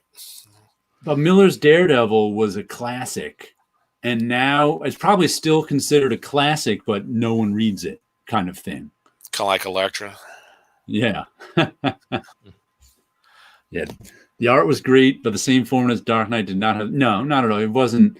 Longbow Hunters was not Dark Knight. They wanted it to be, but it wasn't. Rob Liefeld's evergreen like a cactus is evergreen. I was thinking more like a mold, but yeah. Like I think like this Rob Liefeld Epic collection will sell well enough. They won't have a problem moving the print run of it. Yeah, omnibuses are bringing things back like Miller's Daredevil. It is, but I'm wondering how many new people are reading the omnibuses, and how much of it is us old fogies wanting to read it again. That's what I wonder. I imagine there's some new people like J Rock. There's J people. Rock finds all his stuff in those omnibuses. Yeah, I was going to say there are people who just collect just omnibuses Yeah, there are people who collect just omnibuses. Mm. or omnibuy. I love the premise of the early Stormwatch issues 1 to 10. Yeah, the early Storm, well, it's volume 2 of Storm. It was good. He was kind of moving into the authority with those issues. He was making him take on bigger things, kind of. I haven't read that volume 2 of Stormwatch in a while. I'm gonna have to. I reread volume 1 a few years ago, but not volume 2. And volume, I think it is 3 of Stormwatch is also good. The one where they became a military team. That was nothing like the first 2 volumes. They didn't publish the final issue because the guy who wrote it lied about being a military vet. Yeah, I was like, I wanted to read the final issue.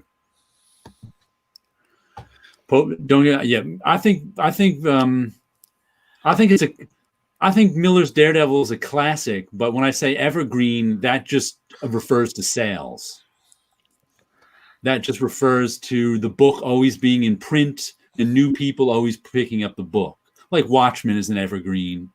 When an evergreen kind of also is when someone says, well, I want to read comics. What comics should I read? Everyone always goes, ooh, you should read Watchmen. You should read Dark Knight. Mm-hmm.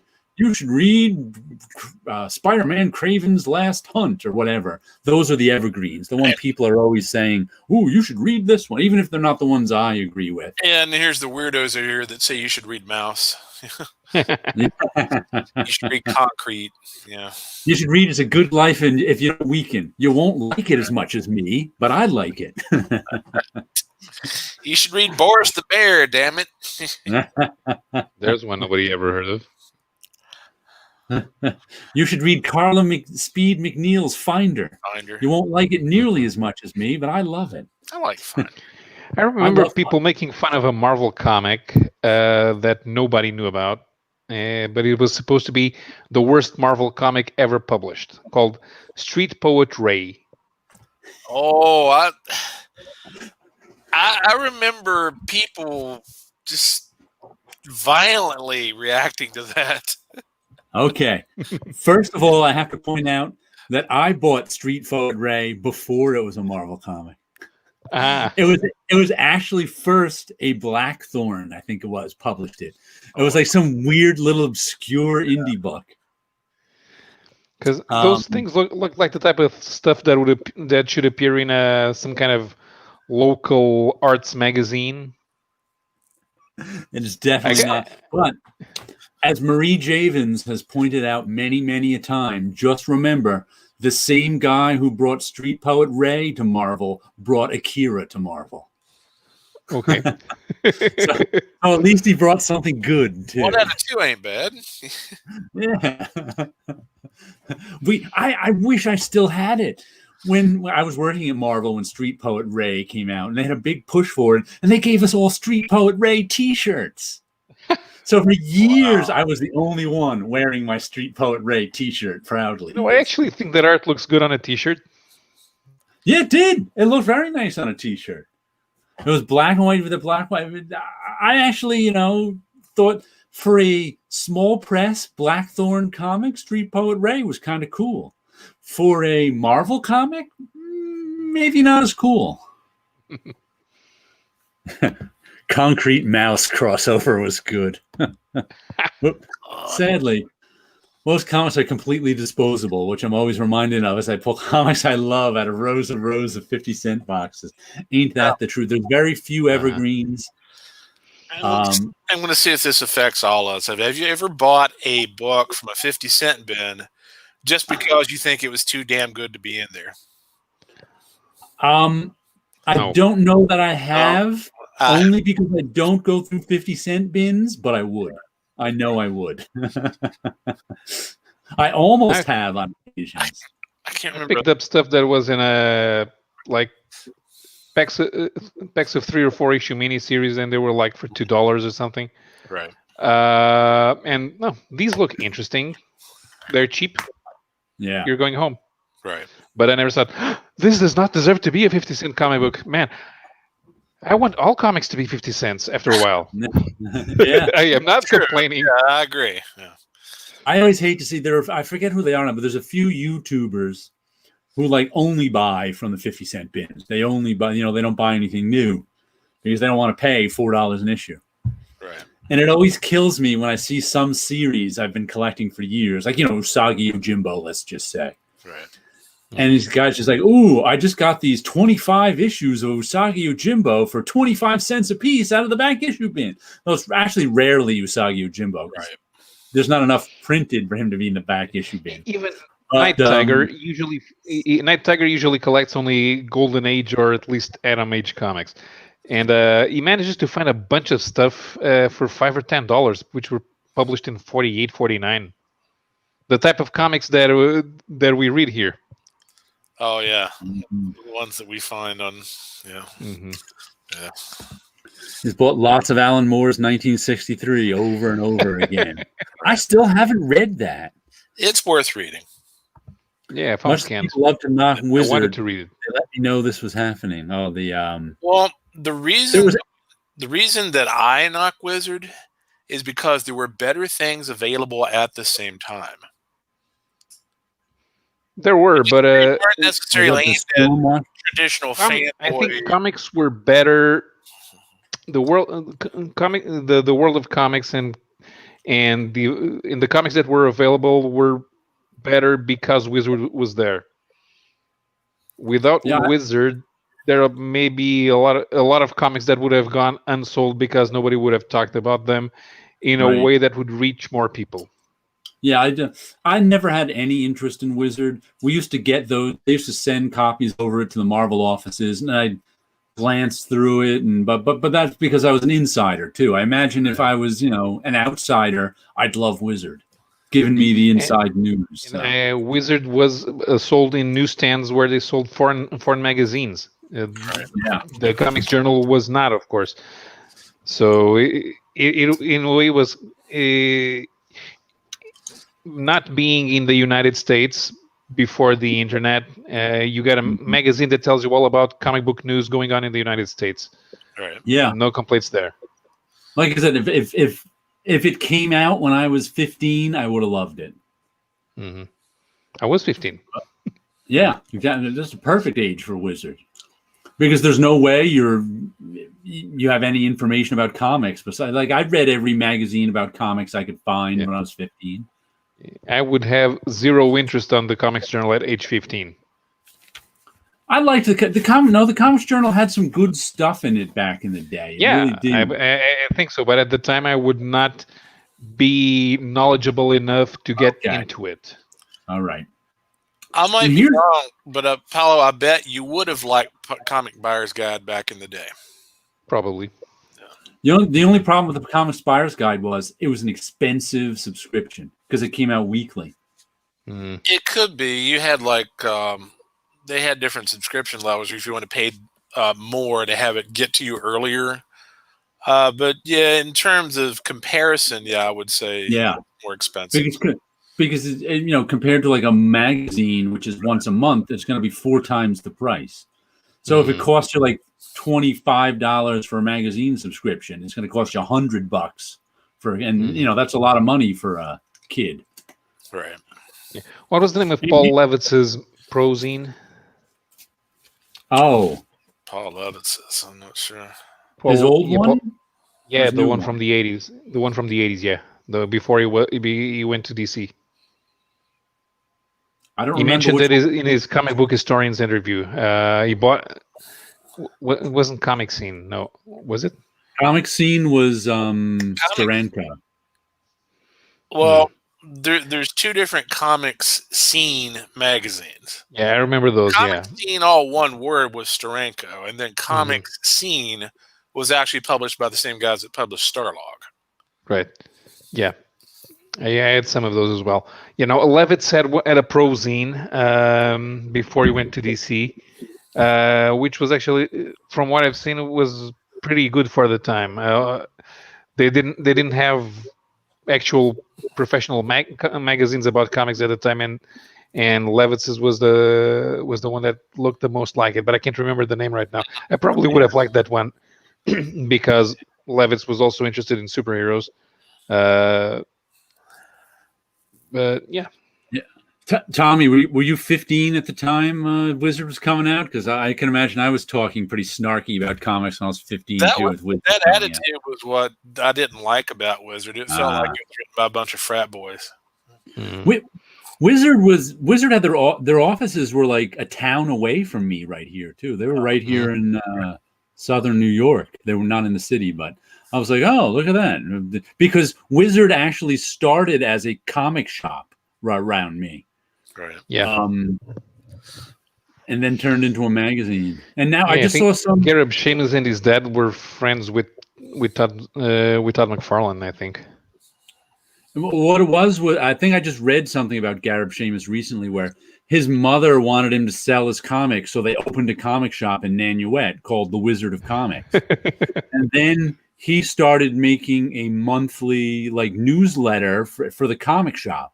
Right. And that morphed into Wizard Magazine somehow. Yeah, number 7 is the first one that looks like a magazine. Yeah. I remember the covers. Because I think they got Todd to do a Spider-Man cover. Yeah. Speaking of covers, here's something I might get because I'm a sucker for books about covers. DC Comics cover art. Yeah. I have no idea what art is in there. All it says is, no company had better cover art than DC, as this compilation of more than 350 classic covers from the past 85 years demonstrates. $35 book. We'll see how much it is on Amazon. Interesting topic. Okay. Yeah, I like books that show comic book covers. I mean, here's a I'm question. a sucker for them. Okay, just in terms of covers, who's your favorite cover artist? Or say top 3, top 5, whatever. I don't know. I like various. I mean, I never even thought about it. Like today, I couldn't even tell you. But ones that immediately popped to mind are Gil Kane covers from the 70s. Yeah, those are good. Marie Severin, Bill Everett covers from the 70s. And then some like today's. You know what it is? Cover art has become so inconsequential to the comic that sure. It's like I barely notice it anymore. I occasionally go, oh, that's a nice cover. Right. Mm-hmm. But it's like sometimes I don't even look at my covers until I'm making my video at home because they come in my pull list. And sometimes I look at covers. I may pull I actually have. I usually have one comic book out from my bought just for their covers section, so I can look at it. And this is this week's. And I bought the Wicked and the Divine, but I rarely buy a second cover of a comic, but I got this one. And who's the cover artist? Hold on. Stephanie Hans. I don't know if she does covers anymore, but I just really liked that cover, even though I hate the logo down the center. So she was a good cover artist. What was that? There's nothing for me. I don't like covers like that. Yeah. Like I really like the logo down the center. Really bothers me. But that's I'm old school like that, and coming from press, the cover is supposed to make you buy the comic. That's just it. That's just it. It supposed to be art. That to me, what makes a comic book cover distinct and makes a comic book cover good is you've got to have good art, good design, and it tells a story. And that part, it tells a story, is what separates comic book covers from other magazine and paperback covers. Is the comic book cover always told a story, but it doesn't anymore, right? Because it's really hard, and comic book covers. It's like it's funny because there are people who buy comic books just for their covers, but those are the people who don't read the comics. Right. And the people who read the comics buy it regardless of what's on the cover. So it's like, it's strange what comic book covers are in this strange new world. Yeah. Because even heavy metal covers, there were they might put on a cover that had nothing to do with any of the stories inside, but the cover itself was a story, like you said. Yeah, it makes you want to know more about that story. Matter of fact, it made you want to know so much about that story. People would be upset if that story wasn't inside. That was a complaint about like Louis. There was one of the guys who did heavy metal covers, Luis Royo. Right. Mm-hmm. Yeah, he also does heavy metal covers for heavy metal albums. But you usually would do. I think those were oil paintings. Yes. And you would. I don't think they would even commission a cover. He would just draw something and see if anybody paint something and see if anybody was interested in buying. And as long as the cover was good and attractive and magnetic and pulled you in, it didn't really matter if there was nothing inside that looked like it. I'm going to go on a tangent for a second, if you allow me. What was that? I want to go on a tangent. Yeah. Okay. No, tangent. Okay. There was a series of science fiction books that came out probably mid to late 70s, like 77, 78.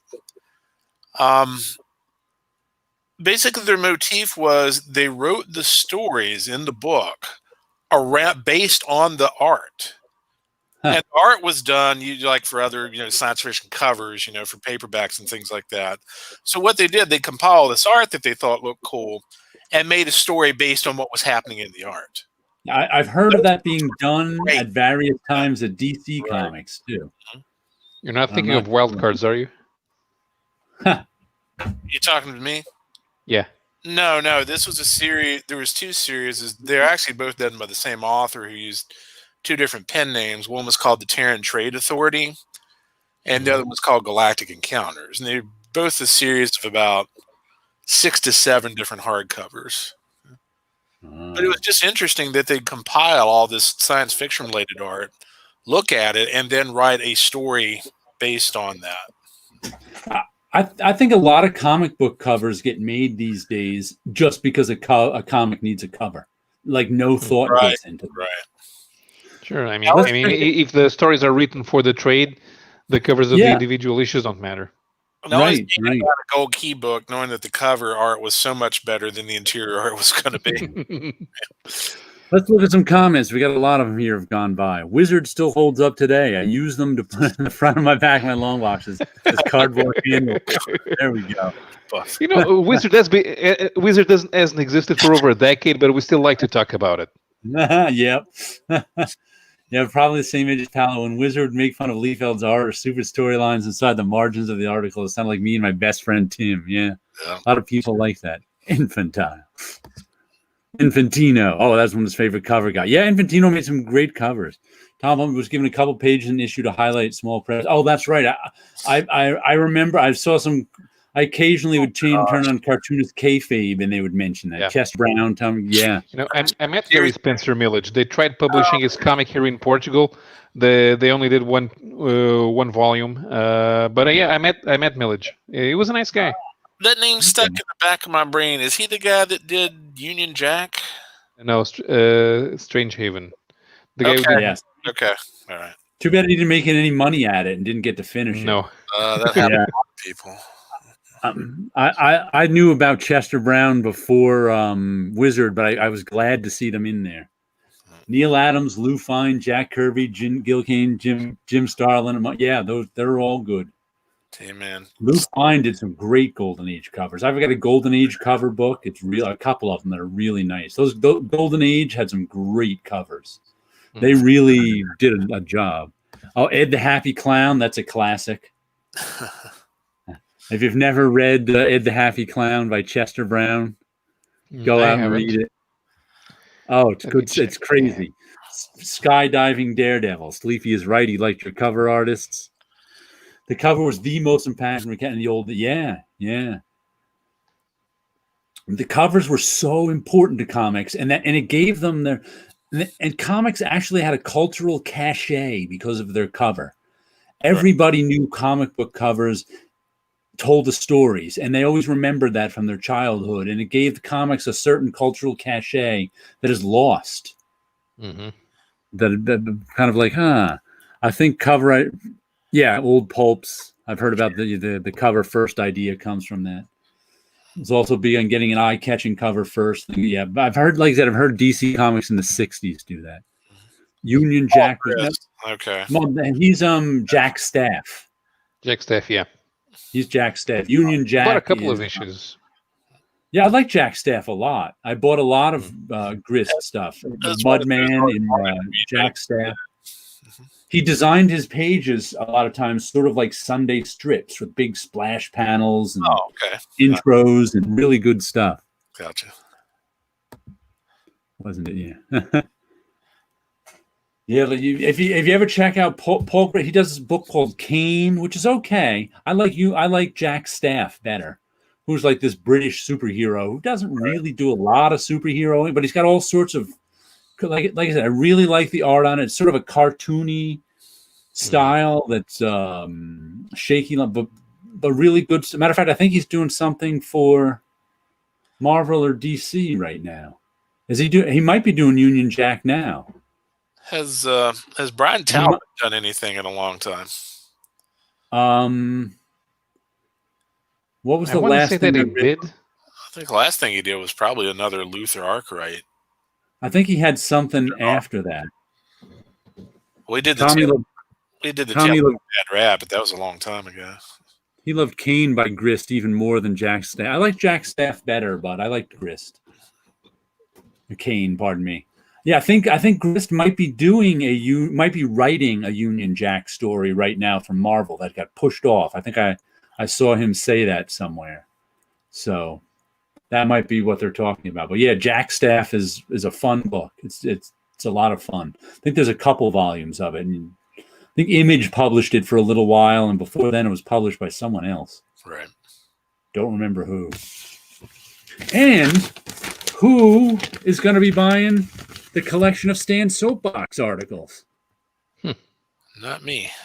I think they said it's the third printing of this. I was like, yeah, third printing. I was like, wow. If you start reading all of them in one sitting, you'll find that most of that it's a collection of innocuous writings by a professional salesman. How come there's no compilation of Cat Ironwood's essays? Yeah, Eclipse Comics. I remember. I imagine that's good for historical purposes. Yeah. Mm-hmm. But beyond that, I don't know. You know, something that was always hard for me to read back in Comics Journal, Kenneth Smith had a column called Phantasmagorical, I think. Mm-hmm. And he would just go on these long, just blathering essays about the most esoteric philosophical questions. And just reading the stuff, you just couldn't do it. I mean, it was denser than a white dwarf. You look at this, and then your eyes would just glaze over, and like, I can't make it through this. Here's something from Scout Comics: Star Bastard Loggerhead. And this just caught my eye. Oh God. Title. What the hell? Because this reminded me so much of like an 80s black and white boom comic that cartoonist kayfabe call Outlaw Comics. And he's a turtle, right? I don't know what let's see. Loggerhead, you'd think he'd be a turtle. He kind of looks like a turtle. He has a turtle beak. The Bloody Beast of the Bayou. Okay. Worlds collide and Star Bastard Loggerhead, known as everyone's favorite space degenerate, crosses paths with the Bloody Beast of the Bayou. To fight Captain Greaves and Loggerhead. So I'm guessing they're already created characters that people know. Possibly. But it's so much of I was like, wow. Brain. Yeah. The Outlaw Comics of the 80s guys now have computers. Yeah. And that's what their stuff looks like. Yeah. I don't know, it just reminded me of that for some reason. Let's see, what else do we have here that's coming out? Has anybody ever read American Vampire from DC? Who's the author of that? Scott Snyder, Raphael Albuquerque. Not who I thought it was then. I know a lot of people who on YouTube like Snyder and Albuquerque, but I don't know anyone who reads American Vampire. Even though it happened about 10, 15 years ago, I'm just so burned out on anything to do with vampires. I know what you mean. I was never that into vampires to begin with. I reached the oversaturation point of that a long time ago. I agree with Tommy here. Sounds like it's nice to have, but probably not someone I'd read beyond a few pages from. Pick up a few pages here. Billy Barty? Who's Billy Barty? I don't know. Oh, he's a actor, as a little person. Ah, okay. They should reprint letters from the back of the silver. They do in some of the masterworks. I think they reprint letters and stuff. Of course, Pope Cerebus is collecting Star Bastard. He's the only one who knows where it is, and American Vampire. American, probably the only one. Whenever I say, is anyone collecting this? The answer is yes. Pope Cerebus I is collecting. There was a series that DC did through Vertigo back in the maybe late 90s. It's called Chiaroscuro. And I still think I'm the person that ever bought any of those. The one book I think I'm the only one who ever bought was Exquisite Corpse. I might have one issue of that, if I'm not mistaken. There were 3 issues of it. I think the Pander brothers drew it. It had some by Dark Horse. Really strange cover icons on the cover. Yes, and it was designed so that you could read any of the 3 issues. The issues don't have numbers.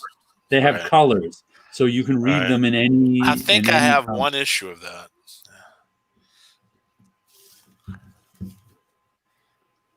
Billy Barry was the White Dwarf. There we go. I like the bullpens more than the soapboxes too, because the omnibuses that's what reprint the. Oh, look at this!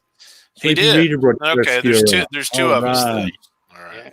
I think it was they made a new collection of that about in the last 5 years or so. Possibly. I remember seeing it in the back pages of previews. No. Can they milk the Killing Joke even more? That's the question. Maybe. With their new Joker series with covers that look just like the Killing Joke. I would be impressed if they would come out with a series based on a Batman villain that wasn't either the Joker, the Penguin, or the Riddler. Yeah. Yeah, you really want the comics not to sell, huh? I'm just saying, let's have a little diversity here. What else do we have? Yeah. More death. Here's a weird Friends homage cover I by. Could hate this be the Friends. next? I like Friends. Could this be the Here's- next Strangers in Paradise? No, I'm going to say No. that right now Here's because my- it's a 4-issue minute. Yeah. Here's my outlook on Friends. How were any of those people in college able to afford an apartment in New York at None that of them time? were in college. Have you ever watched Friends? I've watched like maybe 3 None episodes of of them it. were in college. They were all in their late 20s. Even so. Okay. Yeah, and how does Iron Man have armor that can make him fly? There is no such thing as armor that can make him fly. And how can Spider-Man stick to walls? You can't stick to a wall. Have you ever tried to stick to a wall? You can't do it. David It's a Letterman. fantasy. They need a big apartment to shoot in for all the cameras. If they had a small apartment, they couldn't fit all the cameras in there. That complaint about Friends always baffles my mind. It's like I'm my friend Bunch, who likes everything. You know, he's like us. He likes comic books. He likes movies. You know, Godzilla are his favorite movies. Yeah. He doesn't like the Gilmore Girls because he doesn't find the dialogue realistic. And I'm like, really? You don't find the dialogue realistic? Your favorite movie is a giant lizard shooting fire at a city. That's realistic. And the dialogue's not realistic. So I always find it funny. When, It's also realistic when the giant lizard fights a giant moth from outer space. Yeah. I always find it funny when people who love fantasy stuff complain when something's not realistic. I'm like, really?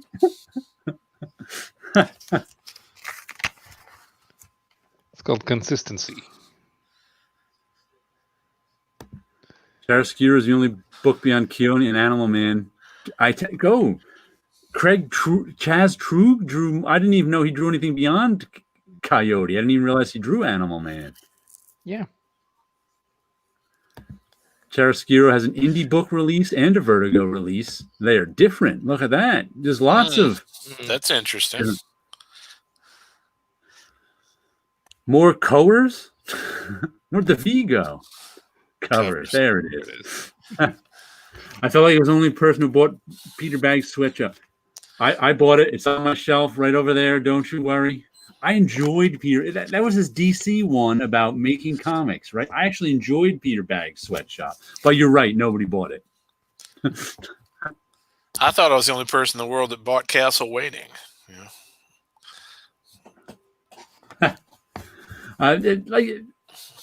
Friends is my go-to nostalgia show. When I'm nostalgic for the 90s, I watch some. I don't think it's the funniest show ever, but it's my go-to nostalgia show. Probably because I was in Manhattan in the 90s a lot. Comics are unrealistic. Yeah, I quit. Exactly. If Tony Stark's apartment is too big or too small, you shouldn't read Iron Man. That's what I say. That's the first thing you have to find out when you're reading a comic book is how big or small someone's apartment. You know what I find unrealistic? The talking tiger in Power of Shazam. And in Calvin and Hobbes, what was that? A talking tiger? Come on, a stuffed animal can't talk. Well, you had him talking all the time. That's why I don't read Calvin and Hobbes. Talking tiger. Come on. Who eats tuna sandwiches? Oh, and there's going to be. I don't know if this is a series or a trade paperback. It's a series of Craig Russell stuff over Neil Gaiman writing. It's not just Craig Russell. It's a bunch. Yes, a few other people I noticed. Yeah, Mike Mignola is also working on it. So it's Kevin Nolan. Craig Russell always gets his name first on these covers, so maybe he's like editing it together too. But I'm interested in that one. That's like the first Dark Horse comic I'm interested in a long time. I saw a preview of Mike Mignola's art on that, and it looked really, really good. Yeah. I tell you my Mike Mignola story. Not that it's mine; it's my friend's. I don't remember. He had a. He was at a show at the Society of Illustrators. I can't remember if the show was about him or he was just there at the Society of Illustrators. But I have a friend who's also in the Society of Illustrators, and What's his name? so Edmar, you Okay. wouldn't know his name. Okay. But I've mentioned him here before. I've known him for many years. He used to work. He worked. I went to college with him. He worked at Marvel with me. Now he's teaching, and he was at the Society of Illustrators. And this is right after Mike Mignola retired. And Mike Mignola retired from comics because he said he wanted to be a painter. He wanted to paint. Right. And so my friend Ed was telling me he was just Sleepy's got to run. We'll catch you next time. My friend was telling me, he's like, yeah, I was just with Mike Mignola at the subject. He was telling me about his latest project, whatever it was. And I was like, the comic book. And I was like, really? I thought he announced he retired and he was going to be a painter. Right. And it said, yeah, when we were there, he told us he found out he wasn't a painter, so he wanted to do comics again. I found that interesting. I remember there was an interview where he's like, I made that decision about 3 months later. I said, hell with this. This isn't working for me. I found that interesting. He was like, yeah, I'm not a painter.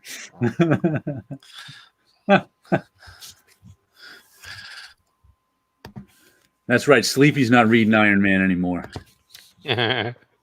Pope Cerebus, you don't have hate? You've got Sweatshop, but not hate? How did that happen? Hate. He only has love, not hate. Hate is one of my friends once posted, and I agree with this. The great American novel of the 20th century, of the late 20th century, has been written, and its name is Hate. And I agree with that one. Hate is the great American. If you read that from beginning to end, it is so much a great American novel that it describes it perfectly. I got the talking tiger. I don't read Peanuts because I can't believe there's a town out there where every single kid on cranium gigantism. Exactly. That's totally unrealistic. Yeah, the only thing that's realistic about Peanuts is the fact that the dog makes his dog a housefly. People say there's no diversity. I've been to the point of Pepper and Patty and Marcy. Totally. And I have no idea what this comic is about. Vain, but I don't like the cover. Probably because the logo is so terrible. Maybe it's also vampires. Yeah, vampires. Probably. Look at the way the V and the N are drawn; they look like teeth, and that's a pool of red. You're right, vampires. Oh boy, just what we need, more vampires. Let's have more zombies too while we're at it. And werewolves. Scumbag. Vampires, zombies, werewolves, oh my.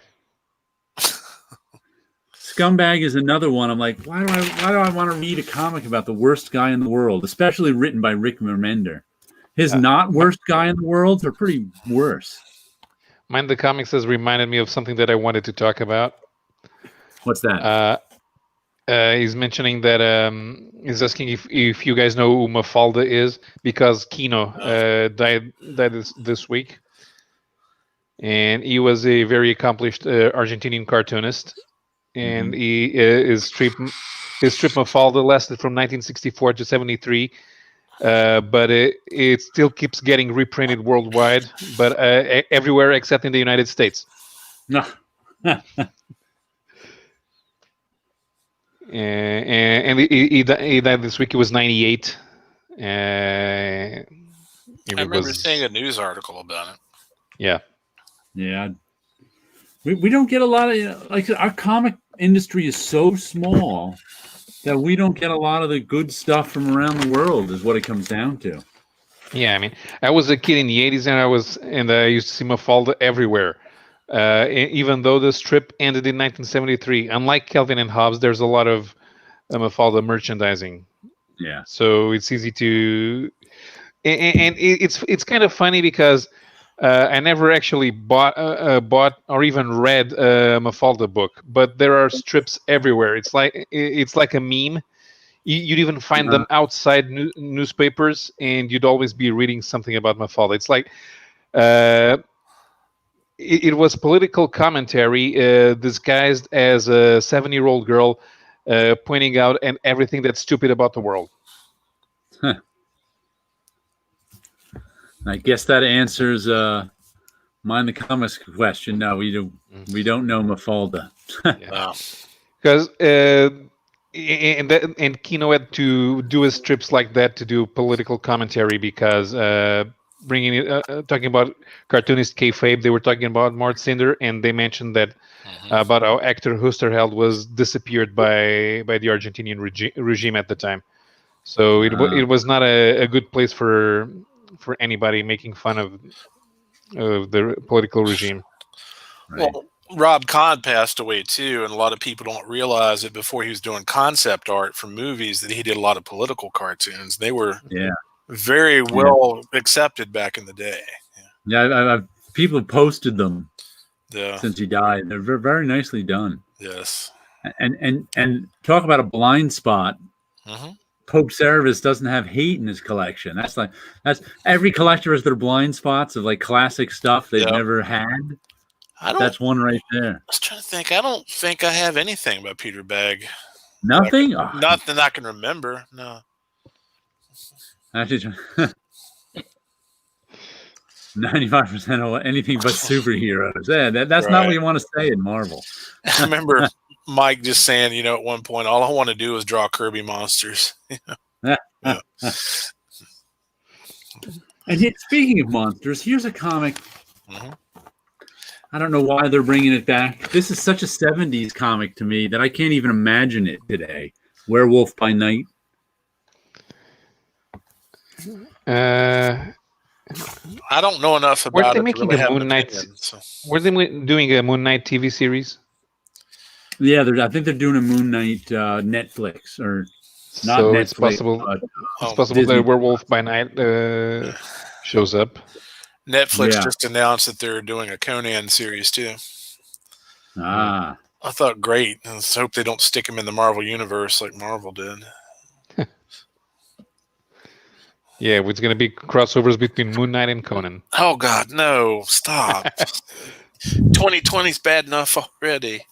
Actually, we've had it. Was there a mini series where with Moon Knight and Conan recently? There was a series. Yeah, they did shoehorn him into that. There was like some other characters in there too. They cloned just about everybody. Uh-huh. They're putting out an epic collection of the last of the Kirby and Stan Lee Fantastic Four, and they're calling it War with Atlantis. I don't know. What? I don't think I've read enough of those issues to even know why they'd call it War with Atlantis. Sure. Magneto took over Atlantis, and Namor had to get a Fantastic Four to help him. Yeah, that was in but the last issues, the last few issues are already drawn by John Buscema. Okay. Oh, John Romita, I think it says here. It says Lee Kirby and Romita. Right. Has anybody ever read The Infinity Crusade? No. Once. Nope. No. You read it once? Yes, and I don't need to read it again. Yeah. Yeah. Here we go. Werewolf by Night only works if it's set in the 70s and drawn by Mike Ploog or some lesser artists to fill out the series. But yeah, it was never that good a series, except for Mike Ploog drew it. It was pretty cool looking. Howard Mouse would perk up anytime that you mention Mike Ploog. Yeah, matter of fact, I have something I want to. We've mentioned the Essentials before, and this is what the Essentials is good for me. I think there's an Essential Werewolf by Night too. Yeah, the Essential Monster, the stuff that would never ever be reprinted unless it was reprinted in a really cheap black and white form. And this has got a lot of Mike Ploog in it. I think this came out in 2004. It's probably out of print now, and no one cares. Yeah, I'm sure it is. Yeah, all the Essentials are unless Marvel still has some in the warehouse, they're all out of print. Yeah. So I mean, they're just this is what I think the Marvel Essentials were really good for. The Werewolf by Night, the Monster of Frankenstein, and stuff like that. Because it's fun to see the black and white artwork on these, and you just don't see them reprinted anywhere. Right. Even the first Punisher volume, it has all of Punisher's all of Punisher's appearances before he got his own series, which is Yeah. what he did. He would show up usually as an antagonist. I remember the two Marvel horror volumes, because the second one is better than the first. The first is essentially all about Son of Satan, and it's got Satana stories along with Son of Satan. But the second one has all those short-lived series like Brother Voodoo, The Living Mummy. I always love There's Brother a Voodoo. Yeah. Go ahead. there's a really cool Mike Plug spider. Uh-huh. Mhm. Nice stuff. But this is what Werewolf by Night should look like. Sort of this 70s sleazy look. But Mhm. this whole, modern polished werewolf, I'm like, Yeah, with pastel colors and no winking. It's gonna it's look like terrible. it looks too pretty. And even the giant werewolf looks pretty. See anything left in Nobody, Well, I here? tell you what, nobody can draw werewolves like Bernie Wrightson. Oh yeah. Has anybody read Sacred Six from Dynamite? I don't think I've seen anybody. No. I have no idea what that is. It's like no one I know reads Dynamite books. I never see them. Too many of them shown. It's funny you mentioned that, because I was looking at that book I was complaining about earlier that's going to be published by Dynamite to see what the release date was, and I was looking at their website. The vast majority, like 90% of what Dynamite is publishing these days is what I would call TNA. Yeah. Yeah. And it was just like, I was like looking through this, and it's like, oh my God, it's all Vampirella and Red Sonja, Vampirella and Red Sonja, and then you'd see something different. It was like so jarringly different. It's like, what's this? Oh, let me want to look at that War Against Crime comic. Yeah. Let's look at that. It was better than the Jungle Book. I'll give it that. Mm-hmm.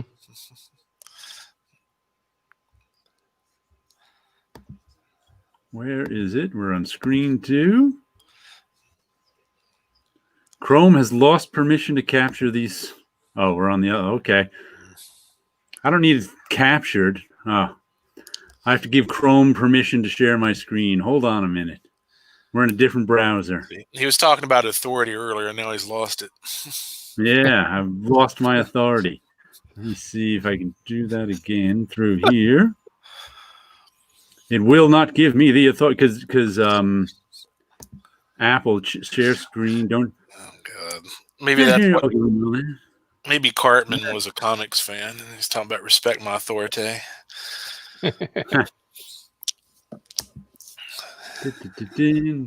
Okay, follow these instructions. Where are we going? Security and privacy. Where is that? Security and privacy.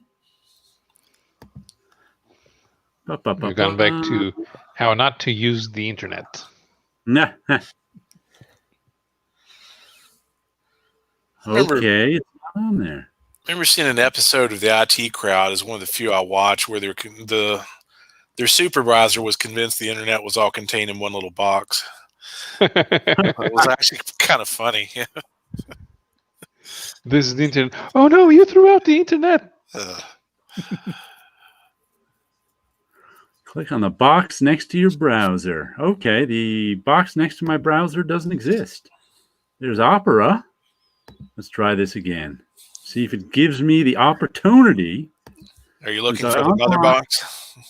I am. Looking for Are the you mother living in a box. box? Let me share my screen. Are you living in a cardboard box? Oh, it's still giving me the Let me see how do I get Chrome in there? Let's hit advanced. Nope, that doesn't do anything. Allow the apps below to record the contents of your screen, even while using other apps. That's what I want to do.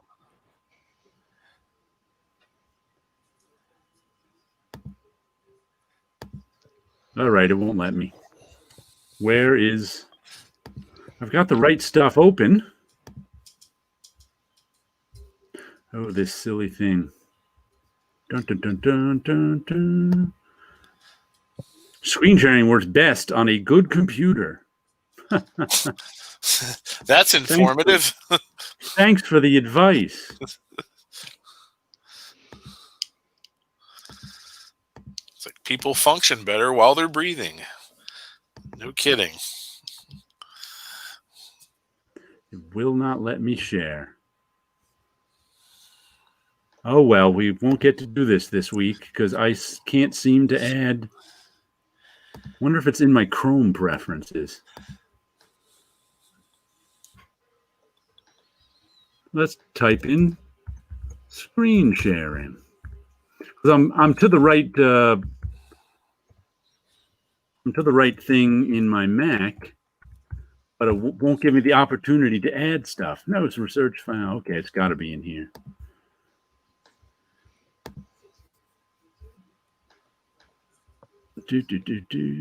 Let's hit the little question mark. If I recall correctly, didn't that book have an EC logo on it? Yeah, it's an EC book, but Okay. it's from the That's what I late. thought. It's from before their golden age.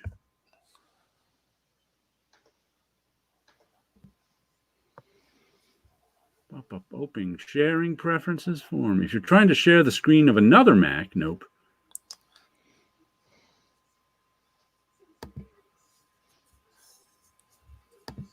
Where are my sharing preferences?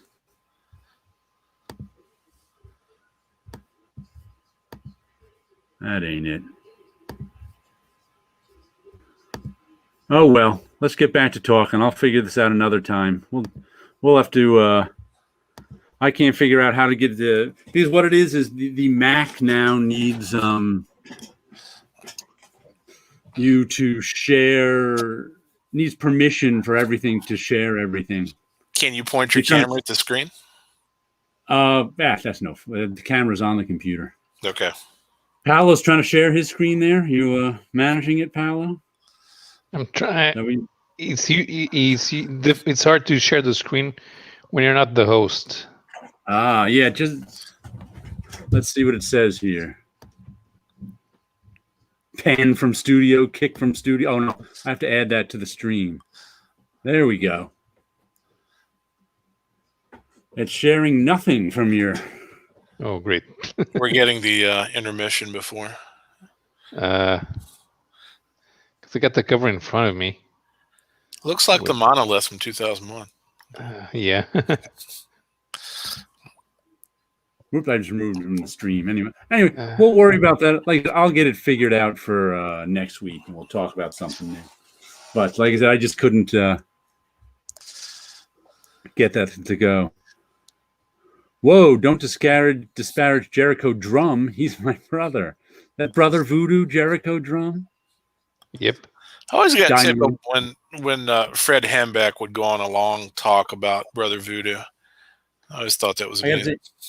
Tommy Bailey says he's fatigued over creators doing their take on a proven concept. Here's the Punisher, who is an eco warrior. Here's Batman, who was raised in the. I have to agree with you there. Wow. Punisher in the forest protecting the trees. Yeah.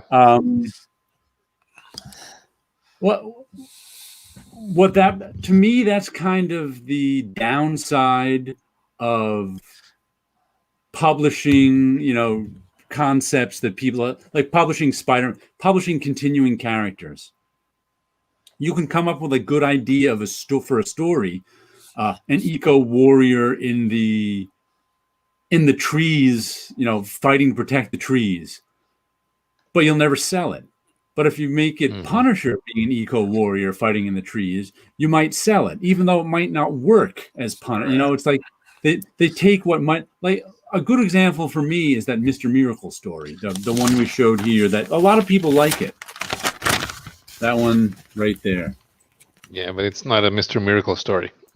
A lot of people like that story, and I agree. I actually read that one. I took it out of the library. It's pretty well done, but it would be better if it didn't star Mr. Miracle, because the problem I had with it was he was making all these big events happen that you knew they were going to retcon right away. You couldn't have all these big. I think they killed Darkseid in it. You can't kill Darkseid. You know that's fake when you're reading it, so it kind of ruins it for me. But if it was all new characters, he could kill the father evil character, and it would be nothing. It would work with. So it's like the story doesn't work within the. It's a good story, but it doesn't work within the context of the DC universe. It's an Elseworld. It's an Elseworld story at that point. Yeah, and to me, the only reason to do an Elseworld story is because it'll sell better than if it didn't have Mr. Miracle in it. And it kind of ruins it for me, too. Right. Ooh, Comic Crack cooking some kidneys for the first time. I hope he means kidney beans and not actual kidneys. I don't really like kidneys. Mac iOS now wants permission to do every single little thing. So but you can understand they don't want hackers taking over it. Can I kiss your cheek? I'm just thinking of cheeks from Ambush Bug's head. No! No, you cannot kiss my cheek. Kiss my Elseworlds. cheek. That's one of your, yeah. There are people who like Elseworlds. I mean, I got some friends who really love the Elseworlds. I just don't. I really to me, they're like. Yeah, I did like Gotham by Gaslight. Thought that. There was a time when. There was a time when the only Batman stories I bought were Elseworlds. To me, reading them, they were exactly like any other Batman story, except they had different costumes. The Joker was always there. Yeah. Commissioner Gordon was always there. Batgirl was always there. So it was like a Batman story with, steampunk outfits on. Right. Yeah. Except for the Elseworld story I appeared in, that was the best one. Batman Houdini. It's like the Mickey Mouse stories that they're doing in Italy, where the characters are playing Casablanca. Mickey Mouse is Rick, and play it again, Pluto. Yeah, sort of like that. Just like that. Looks like we're back where I left on with it, though, is that you love the history and backstory. Yeah, but that's just what I'm not interested in. I mean, I know the history and backstory of a character, I just find generally uninteresting. I'm more interested in the forward story. But like I said, I know people who love the backstory.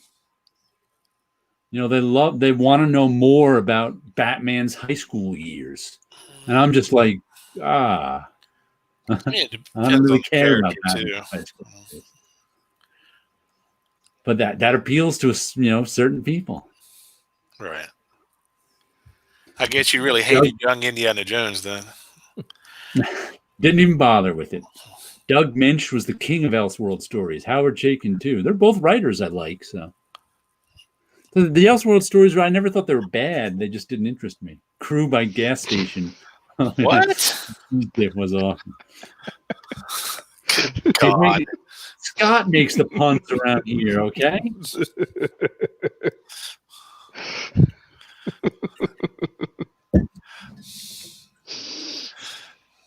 Well, let me share my screen. What are these little icons up here? And also, web browsers have so many little icons up top now. And I'm like, what are they? I don't even know. Oh, usually if you have your mouse over, it'll usually say what the function is. Yeah, I know. This page has been accessing your camera and microphone. All right, that's good to know. When you didn't know. While you were naked. New incognito window. So you guys won't know who I am once I go into the incognito window. You'll be like, who is that talking to us? It's not Jared. Well, that's Jared. Mm-hmm. It's Group by Gas Station. Oh, want to see some interesting stuff I got in the mail today? Sure. I always love getting stuff in the mail like that. Is it the new Sears catalog? No, the very old Sears. I had a friend who was cleaning out their grandmother's house. It is fun looking through an old Sears catalog. And found stuff from I think it may have been like they used as insulation behind a wall or something. Oh, wow. So it's 100-year-old newsprint. We've got Secret Service, Old and Young, King Brady Detective from 1909. Cool. Check out that. Nice. I bet Jess Nevins would be interested in that. Who? Uh-huh. Jess Nevins is The guy who did the guy who League did of all Extraordinary- the annotations for League of Extreme Yeah. Gentlemen. He specializes in Uh-huh. pulp stuff. He did a dictionary on pulp heroes Uh-huh. and pulp heroes from British and From the Victorian era. Yeah. So I thought that was really cool looking. That is pretty cool. Then this one is from October 1898. Diamond Dick Jr., the Best Boys Weekly. Dashing Diamond Dick. I don't think that title would go over too well these days. Or the Tigers of Tombstone. So these are like pulps of some kind. I'm going to have to scan them in. Those may actually be worth some money. The Boys Best Weekly by W.B. Lawson. Then we've got, I don't even know if these can unfold properly, some Sunday comics. All right. This one is from Columbus, Sunday, January 12th, 1919. Do you remember? See if I can... You remember earlier you were talking about Comic Scene that was made by Steranko? Yeah. Mm-hmm. They're publishing kind of like that format where they fold out, but those things to be almost 50-year-old now, the paper on those is still pristine white. Oh, this is the Columbus Sunday Dispatch is what this is. So we're going to have to look at the comics in there. Like I said, these came from, I think, her grandmother's house. Then we got one more that's falling apart here. Yeah. Just like anyone want them, I'll mail them to you. Like, I'll take a look at them. So this one's falling apart. Yeah. The Columbus Sunday Dispatch, January 26th, 19. And there's Can You Beat It? Some comics going on there. Oh, this one. I'm going to put this one down. It is falling apart. Paulo, there's one person I think we both know on Facebook that would be interested in those. Mm-hmm. Well, let me have them because Robert I don't know what Bierbaum. they Yeah, you would. Well, Right now for his research on his never-ending book. Oh, right. Robert Bierbaum, yeah. I thought those were pretty neat. I just got them in the mail today. I haven't looked at them that's that pretty closely, cool. but I like anything with nice illustrations and comics in it. Right. Dashing Diamond Dick, my new stage name. All right. It's like David Lee Roth understudy. Yeah, no, that's a new crossover. Dashing Diamond Dick and Dirk Diggler.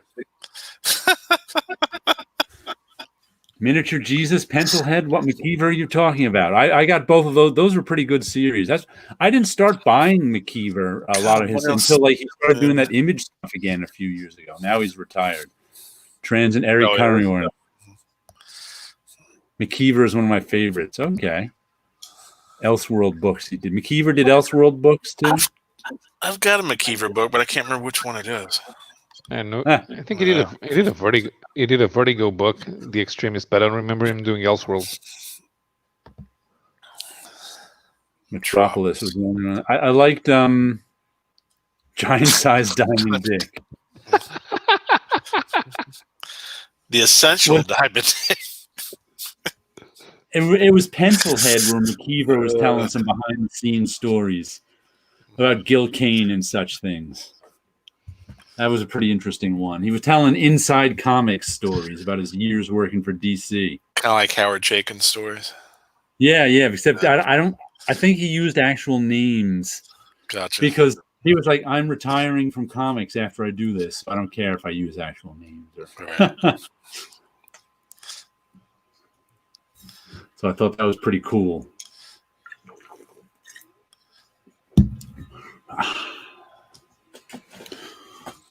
So we covered a lot of ground tonight. Let me check. I actually wrote down notes with that Stormwatch and cult stuff on it during the week when something came up. I wrote Wolverine's origin. Anybody care? That was my note. Oh yeah, that's another book I thought of when I was thinking of cult hits and perennial. Future Imperfect. Future Imperfect has become kind of a minor perennial for Marvel. Yeah. And now with the new one, I think it might become an actual perennial, an evergreen. McKeever was angry in that series. He sure was. So have you guys ever read Future Imperfect? Nope. I read it once. It's actually pretty. It's Peter David and Dale Keown. No, it's George Paris. Was it George Perez? Yeah, it was. You're right. It was George Perez. Dale Keown's drawn some of the new one, and it was only like 2 issues, 2 of those like Dark Knight issues. Yeah, prestige format. Yeah, and it's been reprinted a lot. And Maestro came out of it, who is the future Hulk. That's why it's called Future Imperfect, because it's a post-apocalyptic story where the Hulk is meets his future self, who is the Maestro, who is the graybeard Hulk. And those 2 issues were some of the most popular Hulk comics of the 90s. And I think because you could just hand people those 2 issues. And they've been reprinted many, many times, and now they're revisiting it. And I actually read the first issue, and it was pretty good. So I actually think that has a chance of becoming an evergreen for Marvel. We'll have to see how it works out. Because the thing is, it's not very good. It's not a big book. Yeah, that's that 5 more issues, and it becomes a big book. That's what I'm saying. But Future Imperfect was too small to become an evergreen. Now with the new series in there too, maybe they can turn it into an evergreen. We'll have to see, because out of it, very well done. Yeah, it says the Hulk born again type of story. Yeah, it's actually it's the one Hulk comic I remember from the 90s. Not that I read a ton, but it's actually memorable. It's got a good story. Hulk meeting his future self. Although So if you put that Hulk the End one shot that Peter David did with Dale Keown, might make it more interesting. I know they reprinted Future Imperfect in a trade with other stuff in it. I don't remember what the other stuff was. I think it was part of the monthly series. Yeah, I don't remember, because, like I said, it's and I think they printed it in like a small, like double-sized Dark Knight format thing too, to get it all in one thing. But that is a chance of becoming. We'll have to see, because it's weird, because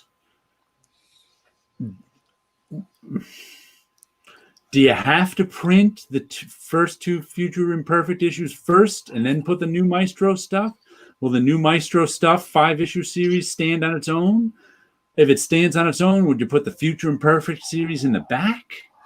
It would have to be a kludged together evergreen, so it'd be weird. Yep. Well, with Marvel now, you could just print them all and have 18,000 variant covers, and it wouldn't make any difference. No, their trades don't have variant covers. So actually, I have a Star Wars book that's nothing but variant covers for that first series. Yeah, when the license came back. Yeah, I think Marvel could print a monthly comic of nothing but covers. $4. They could, yeah. $4, reprinting last month's best covers, 32 pages. I might buy it. I was thinking like classic covers, not just within. Not even classic covers. I'm just talking new covers. New for somebody who likes the cover, like me. I like the covers, but I'm not buying a $4 $10 comic just for its cover. No, thank you. You put a bunch of them in a book for $4. There are certain books I will buy just if a certain artist did the cover, but I'm usually not paying that much for them. Right. Mhm. Yeah, that's. I mean, you're going through the dollar bins. Right. You can buy Right. comics for their covers. Yeah. A new comic that's $5, you're not buying for its cover.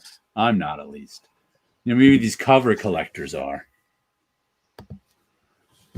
That is Peter David's patented puns and witticisms. The first issue cliffhanger is Hulk and Maestro meeting and both saying Dr. Banner, I presume. Yeah, I like Peter David in small doses. And that's a dose I can take. Well, I enjoy Peter David's humor. Peter David did a really good column back in CBG that was called But I Digress, and those were really good. Those were. No. That's where he originally had the observation that Rob Liefeld was the Ed Wood of comics. In that very interesting way of putting things. I thought it too. He's like, this was after like years of fighting with Rob Liefeld. Right. And he was like, you know what? He just doesn't care if the tombstone falls down in the middle of the shot. That's not what he's interested in. He doesn't care. He just moves on to the next shot.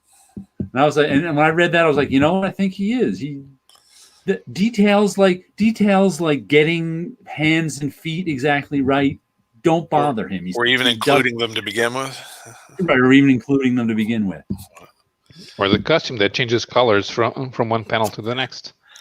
Speaking of, have you ever seen the movie Ed Wood? Yes. It's really good. It is. I'm Martin Landau's performance. Who was the director?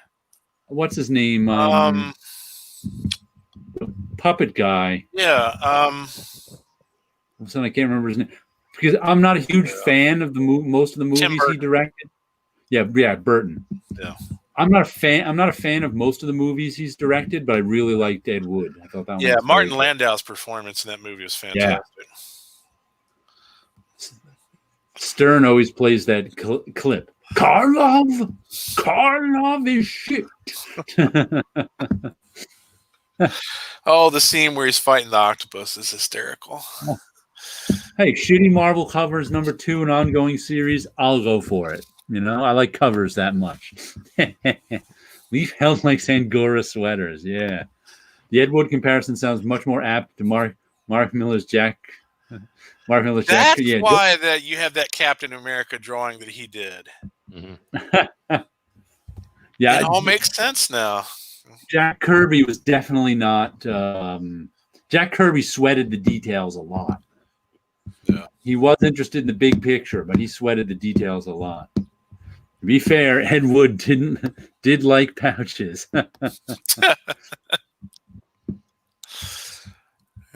Yeah, that made me understand Liefeld a little more. I was just like, oh, it's not that he just doesn't care to draw hands and feet. He doesn't want to bother with that. He's interested in other things. Not that it made me like him more, but it just made me understand him more. Like giving Prince Valiant a katana. Katana. Yeah. I just finished listening to his podcast on Fighting American. Oh yeah, how did that go? Was it interesting? Yeah, but tell you he was great in the podcast. Marvel sued him. Yeah, and in the lawsuit, they put out a restraining order to prevent the comic from coming out. And in the restraining order, they alleged that that Rob created Fighting American purposely as a ripoff of Captain America. And Rob showed up, and Rob's attorney showed up with a copy of the Fighting American hardcover published by Marvel. Yeah, I remember when that was going on. We were all just shaking our heads at Marvel. Going, they're suing him. Why? It reminds me of a funny story. Monster Cable, the company, was always very litigious about suing other companies that had anything to do with the word monster in the branding. They tried to sue Disney Pixar when Monsters Inc. came out.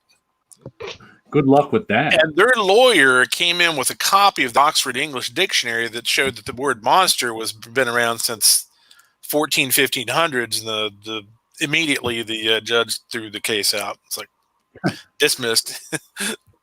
Yeah. Going up against Disney lawyers is not someone you want to curse anything with. No, but Curse anybody with, because they got a lot. Like I said, one of the things, one of my jobs at Marvel when I did the covers was, if you look at logos on the covers, they all have these little R's and TM's next to them. right. And it was my job to make sure all those R's and TM's were next to it. Disney's Marvel doesn't even do that anymore. They don't bother to put R's and TM's next to their logos. They just don't care. So that would make for an interesting article for me, is just see the genesis and the development of different logos over the years. Yeah. Well, what was it? Todd Klein does a lot of stuff on logos. Yeah, he sure does. He's done a lot of really good ones too. Pat Brousseau has been posting on Twitter and Facebook Jim Novak logos, because he was buddy with Jim Novak, who died a couple of years ago. Gotcha. And so he's been, as a tribute to him, he's been posting a lot of Jim Novak logos. Right. I tried doing a timeline of Marvel's logos, of Marvel's titles logos, but I kind of lose interest when I reach 1948. Because that's when they start publishing more titles. There was a time when Martin Goodman had a title change logos 3 times in 6 months.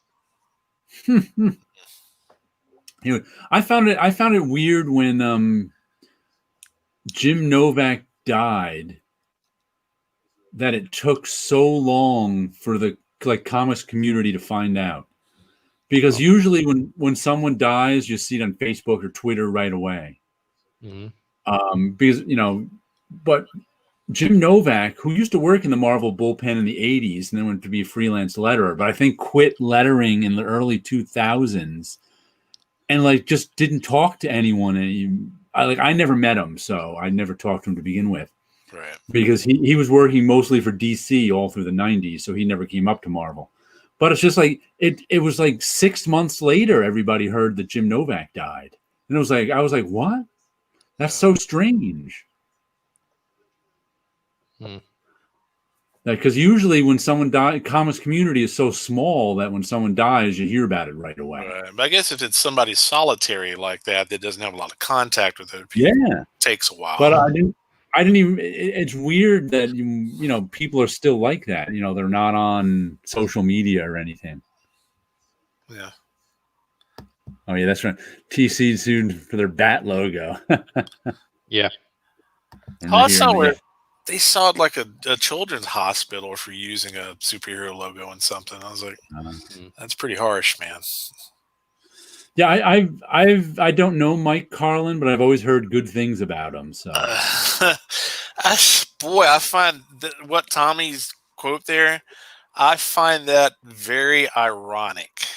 The pot calling the kettle black a bit. Exactly.